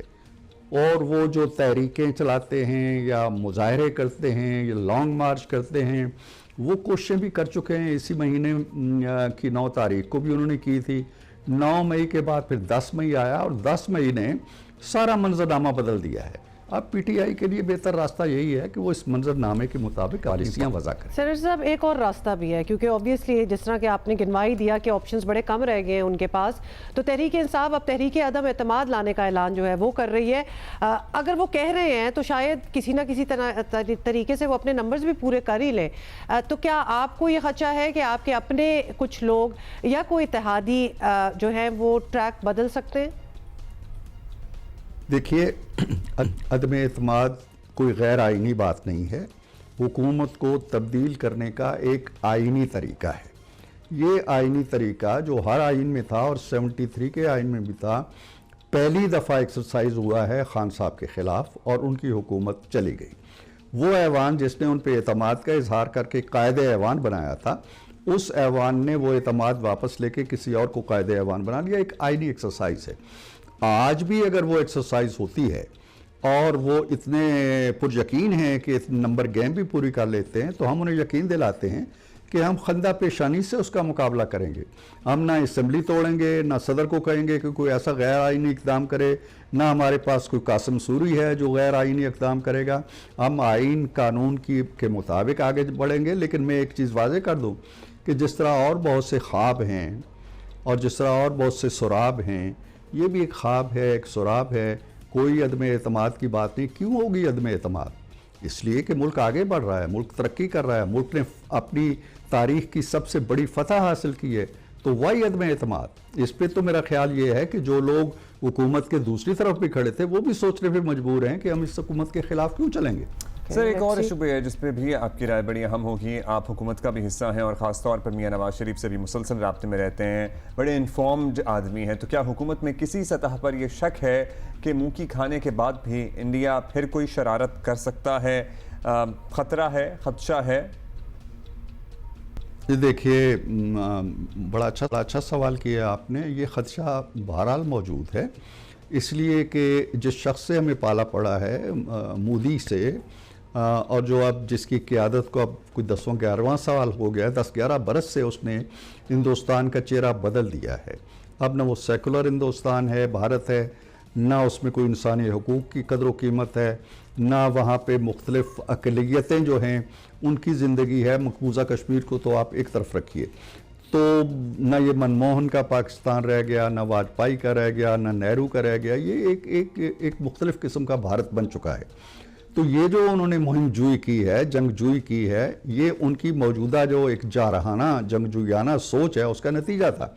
और उन्होंने मुंह की खाई है। हमने सब्र किया, तहम्मुल किया, उन्हें बताया कि ऐसा ना करें, और उसके बाद हमने कहा जी ठीक है, आपने कर लिया तो अब हम करने जा रहे हैं। 3 घंटे 35 मिनट के अंदर वो उनका बुरकस निकल गया और उन्होंने राब्ता किया अमेरिका से कि हमारे लिए जंगबंदी कराएं। तो ये तो हक़ाइक़ हैं ज़मीनी, उन्हें सोचना होगा। उन्हें सियासी शिकस्त भी हुई है, उन्हें अस्करी शिकस्त भी हुई है, उन्हें सफारती शिकस्त भी हुई है। हमारे साथ बहुत से ममालिक खड़े थे, उसके साथ कोई मुल्क नहीं खड़ा था। इसराइल का असला ज़रूर मिला उसको, लेकिन कोई सफारती सतह पे कोई मुल्क उसके कंधे से कंधा मिला के नहीं खड़ा था। इसके बावजूद मोदी जिस सूरत हाल से दो चार है, बिहार के इलेक्शन से कतई नज़र इस नाकामी ने जो उसे रुसवा किया है अपनी जनता के अंदर, तो वो ये दाग धोने की कोशिश कर सकता है। उसको रूल आउट नहीं करना चाहिए, लेकिन ये भी भारत को याद रखना चाहिए कि ये दाग धोने की कोशिश में कहीं कोई मज़ीद दाग उसको ना लग जाए। हम इंशाल्लाह पूरी तरह तैयार हैं, और अगर आइंदा भी मुहिम जुई होगी तो उसका उसी तरह जवाब दिया जाएगा जिस तरह उसकी पहली मुहिम जुई का दिया गया है। गॉट इट, बहुत बहुत शुक्रिया सेनेटर इरफान सिद्दीकी हमसे बात करने के लिए। Let's talk about cricket now. और पीएसएल की तो हम बात कर ही लेंगे, लेकिन उससे कर लेना, इस्लामाबाद जीत गया कल मतलब और भी करनी है। और पॉइंट टेबल पे दूसरे नंबर पे 10th कंसेक्यूटिव जो है वो जीत हुई है अगेंस्ट कराची किंग्स। आगे जो है मुकाबला Lahore versus Islamabad and Quetta versus Karachi होने वाला है। कराची वर्सेस लाहौर होगा, फर्स्ट एलिमिनेटर इन लाहौर। लेकिन बात हमने पहले कुछ और करनी है, तो पीएसएल की तो कर ही लेंगे। नहीं, बड़ा इंटरेस्टिंग होगा, मजा आएगा। जरा हाई वोल्टेज मैच होता है ना कराची वर्सेस लाहौर का। اچھا جی، لیکن بات ہم نے یہ کرنی ہے کہ انڈیا نے کھیل کو سیاست کی نظر کرنے کی جو روایت ڈالی ہوئی ہے نا، وہ ماشاءاللہ بالکل برقرار انہوں نے رکھی ہے اور وہ باز نہیں آنے والے. پاک بھارت کرکٹ پر پھر بھارت نے تماشے شروع کر دیے ہیں. Actually there is no other word, کیونکہ ان کو ہم تماشا ہی کہیں گے. اور بھارتی میڈیا نے کل خبر دی کہ پاکستان سے کشیدگی کے بعد بھارت نے سپٹمبر میں اسکیجولڈ ایشیا کپ جو ہے وہ نہ کھیلنے کا فیصلہ کیا ہے. وی ور ناٹ ایکسپیکٹنگ کہ آپ ہمارے ساتھ کھیلیں گے اینی وے. نہیں مطلب ہمیں تھوڑی نہیں، آپ کو ڈر لگتا ہے وہ، مطلب مجھے لگتا ہے کہ یہ لوگ ڈرتے ہیں. بھارتی اخبار نے یہ بھی لکھا کہ ویمن ایمرجنگ ایشیا کپ سے بھی بھارت دستبردار ہو گیا ہے. وجہ بتائی کہ جی وہ ایشیا کپ اس لیے نہیں کھیل رہے کیونکہ ایشیا کپ کے سربراہ chairman P C B Mohsin Naqvi ہیں، جو کہ وزیر داخلہ بھی ہیں ہمارے. مطلب پورے آئی سی سی کا سربراہ کون ہے؟ پہلے یہ بھی کوئی اس پہ بھی کوئی نظر ڈال لے.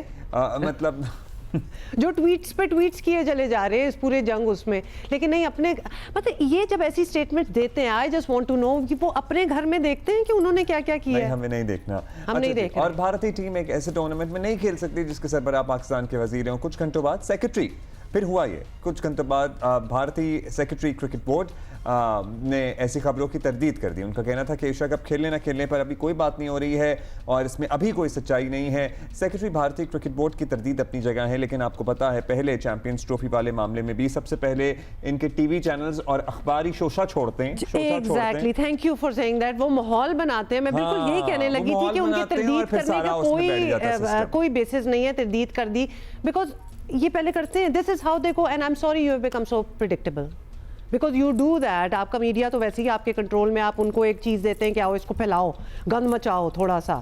اور ویسے بھی ہم نے تو وہاں جا کے کھیلنا نہیں تھا نا، اور نہ ہم کھیلیں گے. ہاں تو پھر کیوں رولا ڈالا ہوا ہے؟ یہ وہی باتیں آتی جا رہی ہیں that you are obsessed with us. یہ ہر چیز میں اب یہ نظر آ رہا ہے. اور یہ پہلے ہی معاملہ طے ہے کہ مطلب نیوٹرل وینیو پر ہوں گے. سو کیا اس کا فیصلہ ہوا ہے؟ بھٹی صاحب بتائیے گا. پہلے ہم نے اپنے ہی شو میں یہ خبر دی کہ بھارتی میڈیا رپورٹ کر رہا ہے کہ سہیل عمران نے بھی ہمیں جوائن کیا، اور اس کے بعد سیکرٹری صاحب کا بیان آ گیا. لیکن ہم نے پہلے اگر پیٹرن دیکھیں تو یہ میڈیا، اخباروں اور ٹی وی چینلز پہ ماحول بنانا شروع کرتے ہیں اور اس کے بعد فیصلے ویسے ہی ہو جاتے ہیں. جی بہت شکریہ عبداللہ ہما. دیکھیں بالکل ایسا ہی ہے کہ بھارتی کرکٹ بورڈ ایک پبلک اوپینین لینے کے لیے جو پہلا شوشہ چھوڑتا ہے، جو ہم نے ایک مائنڈ سیٹ ان کا پچھلے کچھ سالوں سے دیکھا ہے، وہ میڈیا کے ذریعے کوئی ایسی کہانی فلوٹ کرتا ہے کہ دیکھیں سامنے سے کیا رد عمل آتا ہے. لیکن میرے خیال میں آج جہاں پر ہم کھڑے ہوئے مئی 2025 میں، شاید اگلے 10 مہینے بھارت یہ چیزیں افورڈ اس لیے نہیں کر سکتا. آپ نے ایمرجنگ ایشیا کپ کی بات کی، لیکن جو سینئر ایشیا کپ ہے اس کا ہوسٹ بھی بھارت ہے. اس سال کے آخر میں جو خواتین کا ورلڈ کپ ہونا ہے اس کی میزبانی بھی بھارت نے کرنی ہے. پھر اگلے سال جو سب سے بڑا ٹورنامنٹ ہے T20 ورلڈ کپ، اس کا میزبان بھی بھارت اور سری لنکا مشترکہ طور پر ہے. تو میرا خیال بھارت کرے گا، بالکل شیطانی کرے گا. اور ممبئی میں نومبر 2008 میں جب دہشت گردی کا واقعہ ہوا تھا، اس کے بعد سے بھارت نے مسلسل کرکٹ کے فرنٹ پر پاکستان کو نقصان پہنچانے کی کوشش کی ہے. لیکن الحمدللہ پاکستان کی کرکٹ پہلے سے زیادہ فلرش کر رہی ہے. ہم نے بیچ میں ایک کوشش کی 2012-13 میں، ہماری ایک ٹیم T20 اور ون ڈے کھیلنے بھارت گئی. پھر ہم 2016 میں T20 ورلڈ کپ بھارت کھیلنے گئے. 2023 میں ہم دوبارہ بھارت گئے ورلڈ کپ کھیلنے. لیکن سامنے سے جو ہے وہ بہت زیادہ پاکستان کے لیے پاکستان کے لیے اچھا تاثر نہیں دیا جاتا. تو میرا خیال اب جو محسن نقوی صاحب نے ایک کہانی بیان کی ہے کہ ٹٹ فار ٹیٹ، جیسے کو تیسا، میرا خیال میں اب ہم تو چاہتے تھے بھٹی صاحب ہمیشہ سے، پہلے دن سے ہم لوگ کہتے ٹٹ فار ٹیٹ ہی ہونا چاہیے.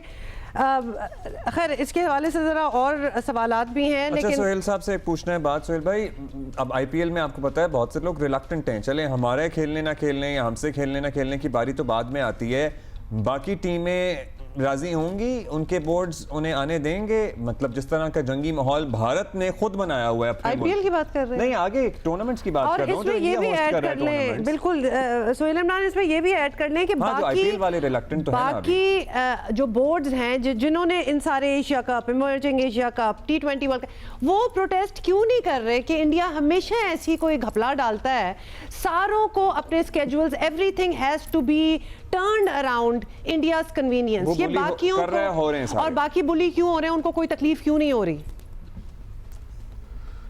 عمر عبداللہ, تھوڑی سی میں پہلے یہ بات کروں گا, جس طرح ابھی ماجد بھائی کہہ رہے تھے کہ پچھلے 2-3 سالوں سے ہم لوگ دیکھ رہے ہیں کہ جب بھی کبھی کوئی ڈیسیژن میکنگ کی طرف جاری ہوتے ہیں, چاہے وہ آئی سی سی ہو چاہے وہ اے سی سی ہو, تو انڈین میڈیا کی طرف سے پہلے ان کو فیڈ کیا جاتا ہے اور پھر اس کے بعد خبریں سامنے لائی جاتی ہیں, اور پھر تقریباً وہی کچھ ہوتا ہے جو انڈین میڈیا پہلے بیان کر چکا ہوتا ہے. 2023 کا ورلڈ کپ دیکھ لیں, 2023 کا ایشیا کپ دیکھ لیں, اس کے بعد پھر جو پچھلے سال ہوا معاملہ وہ دیکھ لیں, چیمپئنز ٹرافی کے حوالے سے جو فیصلے ہوتے رہے نومبر دسمبر میں, اور وہی کچھ ہوتا رہا جو تقریباً ہوتا رہا. اب بھی یہ فیڈ کیا گیا ان کو, اور اس کے بعد جب انہوں نے دیکھا کہ یہ تو ساری جو ٹینشن ہے وہ آئی پی ایل سے ہٹ کے اور انگلینڈ کی سیریز سے ہٹ کے ایشیا کپ کے اوپر چلی گئی, کیونکہ تمام آؤٹ لیٹس ہیں, تمام ٹی ویز والوں نے یہ اسی کے اوپر شوز بھی کیے تھے, تو اس کے بعد ان کو دیواجیت سائکیا جو سیکریٹری ہیں بی سی سی آئی کی, ان کو تردید کرنا پڑی. جہاں تک ابھی آپ نے بات کی کہ کوئی اور بورڈ بولے گا, میرا نہیں خیال کہ کسی میں اتنی ہمت ہے. اگر بگ 3 میں شامل, جن کو سو کالڈ بگ 3 کہا جاتا ہے, انگلینڈ اور آسٹریلیا, وہ نہیں بولے چیمپئنز ٹرافی کے وقت, وہ نہیں بولے اس سے پہلے جتنی بھی ہٹ درمیاں کرتا رہا ہے بھارتی کرکٹ بورڈ جو ہے, تو یہ جو بنگلہ دیش ہے, شری لنکا ہے, افغانستان ہے, افغانستان تو ان کا جو ٹریننگ ہے, جو کیمپس ہیں, وہ وہاں پر وہ لگاتے ہیں اور ان کو فیسیلیٹیٹ کیا جاتا ہے ہر طرح سے. وہاں پر گڑگاؤں کے قریب ایک گراؤنڈ ہے, وہاں پر انہوں نے اپنا ٹیسٹ میچ بھی وہیں پہ کھیلا تھا. اسی طرح باقی بنگلہ دیش ہے, اسی طرح سری لنکا ہے. بنگلہ دیش کا شاید تھوڑا بہت جھکاؤ ہوتا ہو اب, جبکہ ان کی وہاں پر ایک گورنمنٹ نہیں آ چکی ہے, لیکن اس کے بعد آپ اندازہ لگائیں کہ ابھی بنگلہ دیش نے دورہ بھی کرنا ہے پاکستان کا, اور بنگلہ دیش کرکٹ بورڈ کو گرین سگنل بھی مل چکا ہوا ہے کہ آپ پاکستان کا دورہ کر سکتے ہیں, جس طرح کہ وہاں پر گورنمنٹ اور اس کا جھکاؤ بھی پاکستان کی طرف ہے, اور جو فاروق صاحب ہیں ان کے پریزیڈنٹ ہیں وہ بھی پاکستان کرکٹ بورڈ کے چیئرمین محسن نقوی کے ساتھ اچھے ان کے ریلیشن ہے. لیکن اب اس چیز کے اوپر بنگلہ دیش کرکٹ بورڈ جو ہے وہ اب فیصلہ نہیں کر پا رہا کہ اس کو اپنی ٹیم یہاں پر بھیجنی ہے 5 T20 میچز کی سیریز کے لیے, اور اس کے سارے کا سارا انہوں نے اپنے کھلاڑیوں کے اوپر ڈال دیا ہوا. یہ تھوڑا سا ایک الگ طرح کا ایک معاملہ تھا, لیکن میں صرف کہنے کا مطلب یہی ہے کہ یہ جتنے بھی بورڈز ہیں, اگر انڈیا چاہے گا تو انڈیا کے خلاف کم از کم یہ بورڈز تو نہیں بولیں گے, جس طرح کہ ان کو فیسیلیٹیٹ کیا جاتا ہے, جس طرح نہیں بولیں گے سر, سارے پیسے وہ ساری پیسوں پہ مونوپلی ہے بی سی سی آئی کی, سر کوئی نہیں بولے گا. پہلے بھی ہم نے دیکھ لیا ہے, ویسے بڑی یہ تو میرا خیال یہ پرانی ڈسکشن ہو گئی ہے کہ باقی جو ہیں بولتے نہیں بولیں گے. آج بھٹی صاحب آپ بتا دیں, اگر یہ کیا گراؤنڈ آپ کو لگ رہی ہے, یہ چیک کر رہے ہیں کہ ابھی ماحول اور کیا رسپانس ملتا ہے کہ ٹورنامنٹ ہی کینسل ہو جائے گا یا کسی نیوٹرل وینیو پہ ہو جائے گا, ابھی ہوسٹ ملک ہی نہ چاہتا ہو تو پھر کیا آپشنز ہوتی ہیں, اور باقی لوگ کیا آدھے اوکے. پہلے تو کنسرن یہ بھی ہونا چاہیے نا, ہمارے وزیر پہ اعتراض ہے انہیں کہ انہوں نے جس طرح کا جنگی ماحول بنایا ہوا ہے, باقی ہو سکتا ہے ٹیمیں بھیجیں ہی نہ اپنے کھلاڑی وہاں پہ بورڈز, اور اس کی صدارت تو obviously محسن نقوی کے صاحب ہے. ایشین کاؤنسل کا کیا کردار ہے اس میں, بھٹی صاحب یہ بھی بتا دیں. دیکھیں ایشین کرکٹ کاؤنسل تو اس وقت بنی تھی 83 میں, جب ایشین بلاک بہت زیادہ اسٹرانگ ہو گیا ہوتا تھا, لیکن آج تو آپ دیکھیں کہ ایشین بلاک جو ہے وہ بالکل سپلٹ ہو چکا ہے, کوئی کسی کے ساتھ ملنے کے لیے تیار نہیں. ابھی سہیل بھائی بتا رہے تھے بنگلہ دیش کی, افغانستان بھی پاکستان کے ساتھ نہیں کھڑا ہوا, سری لنکا بھی بھارت کی طرف اس کا جھکاؤ ہے, تو یہ بات تو اپنی جگہ ہے. لیکن جہاں تک ایشیا کپ کی بات ہے, ایشیا کپ کی میزبانی تو بھارت کے پاس ہے, لیکن ظاہر ہے پاکستان ٹیم نے تو بھارت ٹریول نہیں کرنا, اور بھارت پہلے ہی کہہ چکا ہے کہ وہ نیوٹرل وینیو پر ہونا ہے. لیکن ہم نے 86 میں ایک ایشیا کپ ایسا بھی دیکھا ہے جو بھارت کے بغیر ہم نے کھیلا ہے, تو اب اس وقت تک کیا کہانی بنتی ہے. لیکن میرے خیال میں ابھی جو جولائی میں آئی سی سی کی میٹنگ ہونے جا رہی ہے سنگاپور میں, تھوڑی دیر پہلے سہیل عمران نے خبر دی ہے, تو میرے خیال میں اس میٹنگ سے کچھ کہانی مزید کھل کر سامنے آئے گی کہ پاکستان کرکٹ بورڈ جو سنگاپور میں میٹنگ ہونی ہے اس میں کیا اسٹانس لے کے جاتا ہے, کہ آئی سی سی کے فرنٹ پر भारत कोई ऐसी कहानी तो नहीं सामने लाता कि हम पाकिस्तान के साथ नहीं खेलना चाहते। मेरे ख्याल में जो आईसीसी के ब्रॉडकास्टर हैं और आईसीसी के स्पॉन्सर्स हैं, वो पाकिस्तान के बगैर ना एशिया कप को अफोर्ड कर सकते हैं, ना आईसीसी के किसी इवेंट को अफोर्ड कर सकते हैं। अगर भारत बांग्लादेश के मैच में वो पैसा आ सकता है जो पाकिस्तान भारत के मैच में आ सकता है, तो भारत जरूर उनसे खेले। लेकिन मेरे ख्याल में ये हकीकत है कि पाकिस्तान के बगैर ना एशिया कप मुकम्मल है, ना आईसीसी का कोई इवेंट मुकम्मल है। अगर वो करवाएंगे तो ये मेरे ख्याल में बहुत बड़ी नाकामी होगी। मेरा जाती ख्याल है कि भारत ये चीज अफोर्ड कर नहीं सकता, ना इंटरनेशनल क्रिकेट काउंसिल अफोर्ड कर सकती है। चलिए, शुक्रिया, thank you both of you. बहुत शुक्रिया। अब I am going to stick to that point. I think other boards should speak up now. काफी हो गई, हर साल किसी ना किसी काफी सालों से कर रहे हैं। नहीं मतलब चले ना बैठ के इंतजार ही ना कर जाएं, लेकिन मतलब हम एटलीस्ट उनकी कॉन्शियंस को तो जरा झंझोड़ सकते हैं ना कि बोलो। And we should also try to lobby, और आई एम श्योर एफर्ट्स होती ही होंगी। और IMF के दरमियान नए बजट पर मुज़ाकरात जारी हैं। हर बजट की तरह इस बार भी नॉन फाइलर्स के लिए घेरा तंग करने की बाज़कश सुनाई दे रही है। नॉन फाइलर्स के लिए गाड़ियों जायदाद के खिलाफ की खरीदारी पर पाबंदी का कहा जा रहा है। हुकूमत वाकई इस दफ़ा नॉन फाइलर्स के खिलाफ कोई ठोस एक्शन ले पाएगी? ये बहुत बड़ा सवाल है, क्योंकि हर हुकूमत ऐसे दावे तो ऑब्वियसली करती आई है, लेकिन इस पर कभी अमल नहीं हो सका। ज़राए बताते हैं कि हुकूमत की कोशिश है कि सालाना 10 से 12 लाख तनख्वाह लेने वालों को टैक्स फ्री किया जाए, मगर ऑब्वियसली IMF इस पर तहफ़्फ़ुज़ात रखता है। हुकूमत पुरएतमाद है कि इस बजट में आम आदमी जो हैं और ताजरों और सनतकारों के लिए आसानियाँ पैदा करने की गुंजाइश मौजूद है। अमेरिका से तिजारत बढ़ने की उम्मीदें भी बेहतर होते माशी इशारियों में जो है वो एक और हौसला अफजा इजाफा कर रही हैं। सो लेट्स सी कि उधर क्या होता है। बाज़ माशी माहिरीन जो हैं वो समझते हैं कि हुकूमत मईशत को बड़ा बूस्ट देने की पोजीशन में आ चुकी है। वेदर वी गेट इट और नॉट इज अनदर स्टोरी। दूसरी तरफ ऐसी खबरें भी आ रही हैं कि वफाकी हुकूमत ने IMF को पेट्रोलियम मसनूआत में मजीद लेवी, बिजली के बिलों में डेट सर्विस चार्ज लगाने और गैस की कीमत में इजाफे का फैसला किया है। ज़ाहिर है अगर ऐसा होता है तो आम आदमी के लिए मुश्किलात बढ़ेंगी। इसी पर हम बात करते हैं। साहब वफाकी वज़ीर सनअत व तिजारत हुमायूं अख्तर खान साहब हमारे साथ मौजूद हैं। हुमायूं साहब, क्या एक्सपेक्ट करें? ज़ाहिर है पाकिस्तान को अभी एक अच्छी खबरों का हमारा सीज़न चल रहा है। अमेरिका से हमारे ताल्लुकात बेहतर हैं, सदर ट्रंप कह रहे हैं हम तिजारत बढ़ाना चाहते हैं, IMF से भी ताल्लुकात मामूल के मुताबिक चल रहे हैं। अभी हमने सफारती और अस्करी महाज पे एक बड़ी कामयाबी हासिल की है। इस बजट में लोगों के लिए कोई रिलीफ मिलता नज़र आ रहा है आपको? जी, इसमें हमारा जो मेन चैलेंज है, IMF से हमारा ताल्लुक इस वक्त ठीक है, जिसके नतीजे में हमारी इकॉनमी में कुछ स्टेबिलिटी है। पॉजिटिव चीज़ें ये हुई हैं कि हमारी महंगाई सिग्निफिकेंटली कम हुई है, हमारा रुपया स्टेबल है, और ये दो बुनियादी चीज़ें जो हैं इनको, इस बुनियाद को लेके हम आगे बढ़ सकते हैं। लेकिन बड़ा कैसे जाए? ये जो तबके जिन पे अभी टैक्स नहीं लगते, टैक्स नेट को बढ़ाना चाहिए। वो तो हम 78 साल से कोशिश कर रहे हैं टैक्स नेट को बढ़ाने की, और मैं समझता हूँ कि जब टैक्स नेट नहीं बढ़ाया जाता, जैसे ताजर टैक्स नेट के एम्बेट में नहीं आते, तो जो तबके रेडिली अवेलेबल होते हैं, जैसे सनत होगी या तनख्वाहदार तबका हो गया, उस पर बोझ बढ़ता जाता है।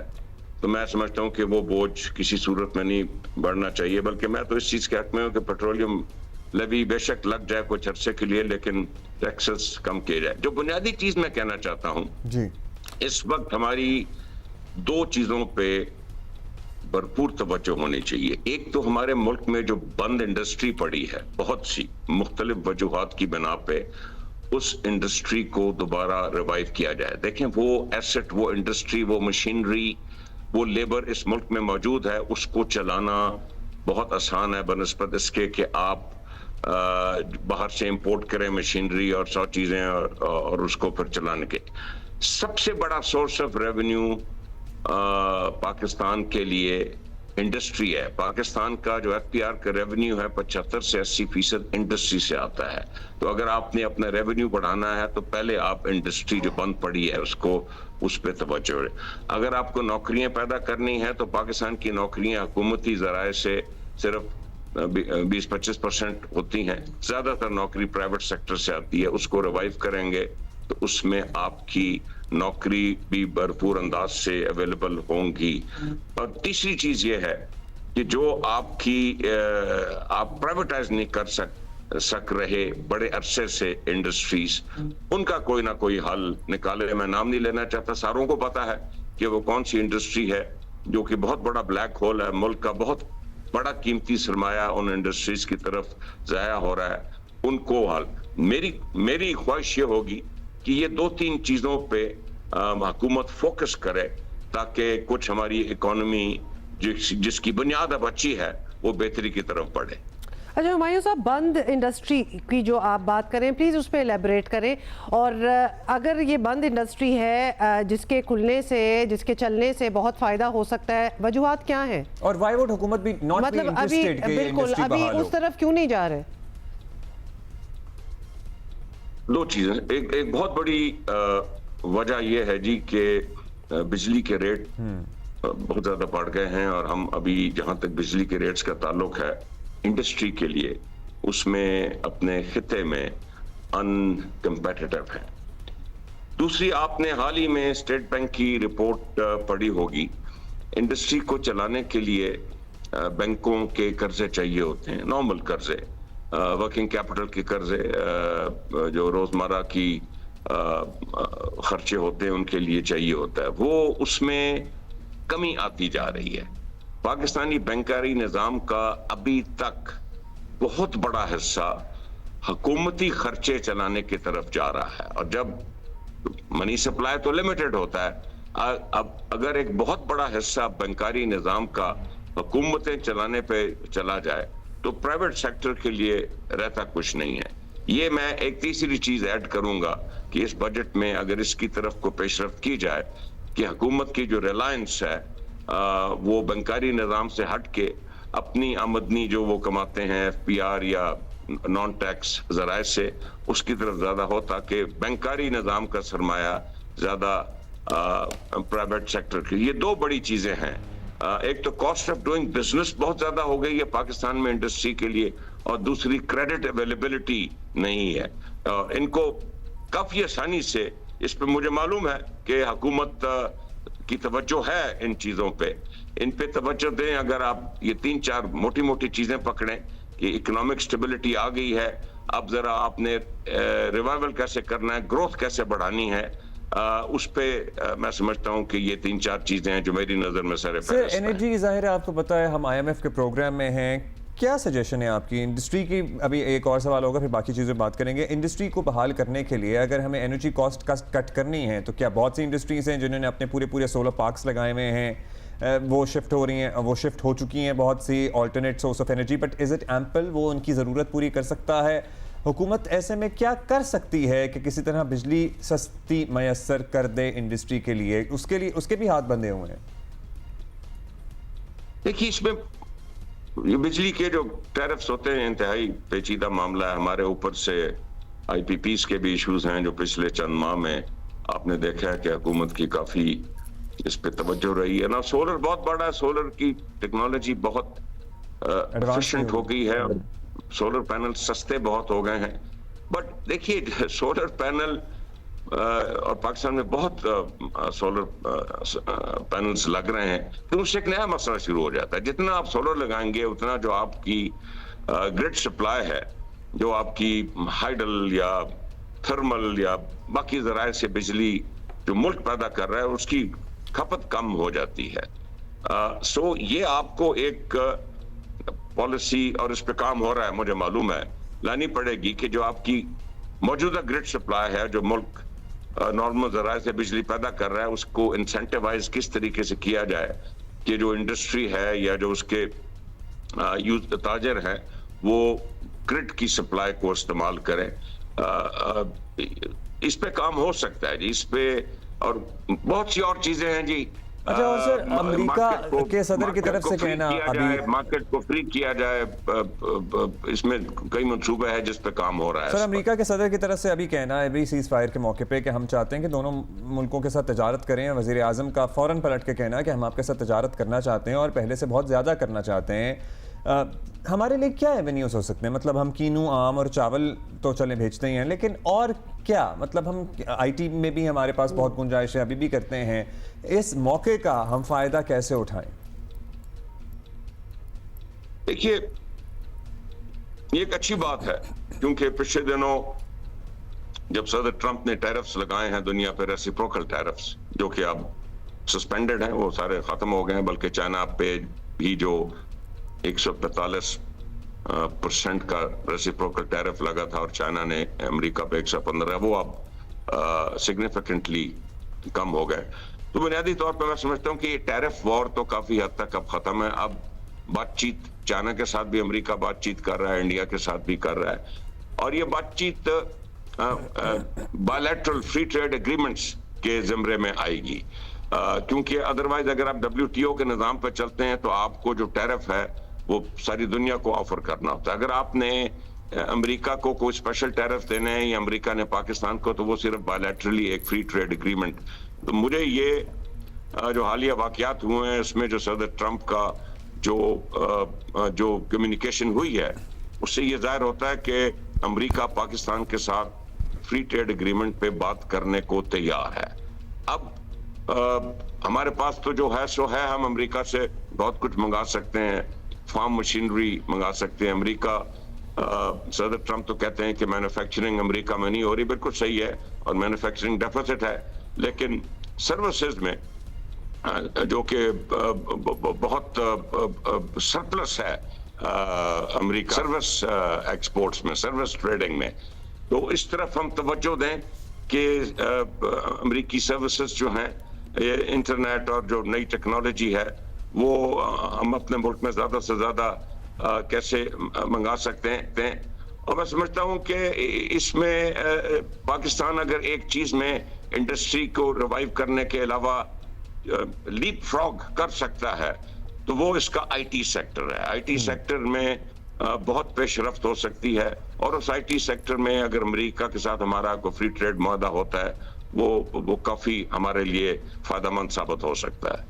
اچھا ہمایوں صاحب، ذرا بریفلی یہ بھی سمجھا دیں کہ ہم ہمیشہ بات کرتے ہیں کہ جی ہماری معیشت جو ہے پچھلے اگر کچھ سالوں میں کمپیریزن کیا جائے تو بہت بہتر اس وقت حالات میں ہے، اچھی جگہ نہیں لیکن بہتر جگہ اس وقت ہم کھڑے ہیں. ہاؤ از اٹ کہ وہ اچھائی یا پھر وہ پازیٹیوٹی جو ہے وہ عام آدمی کے تک نہیں پہنچ رہی، کیونکہ اس کو ابھی بھی وہ مہنگائی نظر آتی ہے. ملک جو ہے the country might be doing better، لیکن جو لوگ ہیں، جو عوام ہیں، ان کو یہ احساس نہیں ہو رہا. یہ بہت اچھا سوال ہے. ہمارے دور آئے ہیں، مثلا 60 کی دہائی تھی، پاکستان کی اکانومی بہت اچھی تھی، بڑا ہائی گروتھ ریٹ تھا. اس کے بعد 80 کی دہائی میں، اور اس کے بعد پریزیڈنٹ مشرف کا جو 2000 کی دہائی تھی، ہمارے بڑے ہائی گروتھ ریٹس رہے ہیں، لیکن ہم ان کو سسٹین نہیں کر سکے. ہمیں سسٹینیبل ہائی گروتھ چاہیے، 7-8% جو سسٹین کرے، جس سے ہمارے ملک میں غربت دور ہوگی. ابھی جو ہمارا سٹرکچر ہے 2008 کے بعد، ہم جیسے ہی ہائی گروتھ کی طرف جاتے ہیں تو ہمارا $1 کی کمی، جس کو بیلنس آف پیمنٹ کرائسس کہتے ہیں، وہ ہم فیس کرتے ہیں. پھر ہم دوڑے IMF کے پاس اب بنیادی طور پر تب جاتے ہیں جب آپ کے پاس $1 کی کمی ہو جائے، جو آپ نے اپنے بیرونی اخراجات دینے ہیں فارن کرنسی میں، وہ آپ کے پاس پیسہ نہیں رہتا. ہو سکتا ہے روپے بہت ہوں لیکن فارن ایکسچینج نہیں رہتی. اب میں نے بہت سنا ہے جی کہ اب ہم سٹرکچرل چینج کریں گے. مطلب کم از کم میرا، جب میں پڑھ لکھ کے پبلک سروس میں سیاست میں آیا تو میں نے ہمیشہ دیکھا کہ جی یہ آخری IMF پروگرام ہے اور اب ہم سٹرکچرل چینجز کریں گے. اور وہ کہتے ہیں جی سٹرکچرل چینجز ہیں، ٹیکس نیٹ بڑھائیں گے، انڈسٹری کو پرائیویٹائز کریں گے. لیکن میری نظر میں ریئل سٹرکچرل چینج جو ہے جی، وہ ہم نے اس ملک میں جو صنعت کا شعبہ ہے وہ شرنک کر رہا ہے، اور ہم نے صنعت کے شعبے کو ایکسپینڈ کرنا ہے جس طرح دوسری جنگ عظیم کے بعد جاپان نے کیا، یا ساؤتھ کوریا نے کیا، یا حال ہی میں چائنا نے کیا ہے. وہ ایگزامپل دنیا میں موجود ہے، اور وہ ہمیں بھی پتا ہے کہ وہ انڈسٹری کو کیسے بڑھایا جا سکتا ہے. ریئل سٹرکچرل چینج میتھوڈیکلی سوچ سمجھ کے کہ جو چیزیں آپ پاکستان کی جو ایکسپورٹس ہیں اس کو بڑھانا کیسے ہیں، پاکستان میں امپورٹس گھٹانی کیسے ہیں، پاکستان کو जैसे मीन्स ऑफ मैस प्रोडक्शन कहते हैं, स्टील हो गई, पेट्रोकेमिकल हो गया, मशीन टूल हो गई, उस तरफ कैसे ले जाना है, और उसके बाद पाकिस्तान की इंडस्ट्री को हाई वैल्यू एडेड और जिसको हम न्यू एज इंडस्ट्री कहते हैं, जैसे मैंने आईटी का इंडस्ट्री, उस तरफ फैमिलीज अराउंड जिनके मतलब मिलें होती थी, फैक्ट्रियां होती थी, और अब नहीं है, ज्यादातर कारोबार बंद हो गए हैं. So this is an issue. This has been an issue. बहुत शुक्रिया sir. That is all the time we have, sir. बहुत शुक्रिया. Thank you for being with us. इस conversation को obviously हम आगे ले सकते हैं, but we have to wrap things up. एक और गेस्ट सुहेल वड़ाई साहब हमारे साथ हैं. कुछ बातें थीं जो कि रह गई थीं, जो कि हम उनके साथ करना चाहते हैं. वड़ाई साहब, क्या हाल है आपका? सबसे पहले तो ये बता दें. दूसरा ये कि जहाँ ये खबरें चल रही थी और हम पहले भी ये बात कर रहे थे इस पर कि तहरीक इंसाफ राब्ते बहाल करने की कोशिशों में है. हुकूमती रहनुमा कह रहे हैं कि ऐसा कुछ भी नहीं हो रहा, तो मुज़ाकरात जो है वो पेशकशों का वक्त जो है वो निकल गया है, और आजकल के हालात में बानी पीटीआई को रिलीफ देने की कोई बात ऐसा सच हो नहीं रही. तो क्या वाकई खान साहब ने अपने चांसेस जो हैं वो मिस कर दिए हैं? अब कोई ऐसा कोई लूपहोल नज़र नहीं आ रहा? इमरान खान ज़ाहिर है सियासत में रेलेवेंट इसलिए है कि वो इस वक्त एक बड़ी सियासी पार्टी के रहनुमा हैं, जेल में हैं और हुकूमत से उनका इख्तलाफ है. लेकिन जो सियासी कार्ड्स होते हैं वो तो हर सियासतदान को प्ले करने पड़ते हैं, तभी वो कामयाब होता है या इक़्तिदार की मंजिल हासिल करता है. काफ़ी अरसे से इमरान खान ने जितने भी कार्ड्स खेले हैं वो उल्टे पड़े हैं. चाहे वो ट्रंप के ऊपर इन्हिसार था या अभी ये जंग के ऊपर इन्हिसार था, जितने भी उन्होंने किया, सुप्रीम कोर्ट के ऊपर उनका गैर ज़रूरी इन्हिसार, ये सारा गलत साबित हुआ है. और इसके नतीजे में इमरान खान डेफिनेटली सियासी तौर पर पहले से कमज़ोर हुए हैं. पहले उनकी स्ट्रीट पावर गई, फिर उनके ये जो सहारे थे मुख्तलिफ ये गए, और इस वक्त अब दूर दूर तक कोई उनका सहारा नज़र नहीं आ रहा. हाँ, अब उन्हें अगर वो बात भी करते हैं तो जो उनकी एक ब्लैकमेलिंग पावर थी या एक जो ताकत थी उनके पास, वो भी कमज़ोर हो गई है.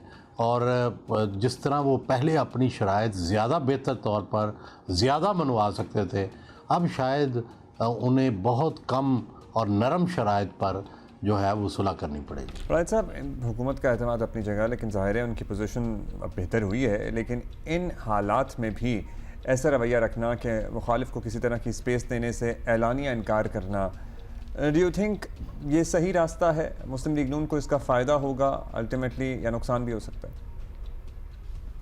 देखिए, मुस्लिम लीग नून का फ़िलहाल शायद अभी तक इस नतीजे पे नहीं पहुंची कि वो दोबारा से पॉपुलर हो गई है या पीटीआई को वो दबाने में कामयाब हो गई है.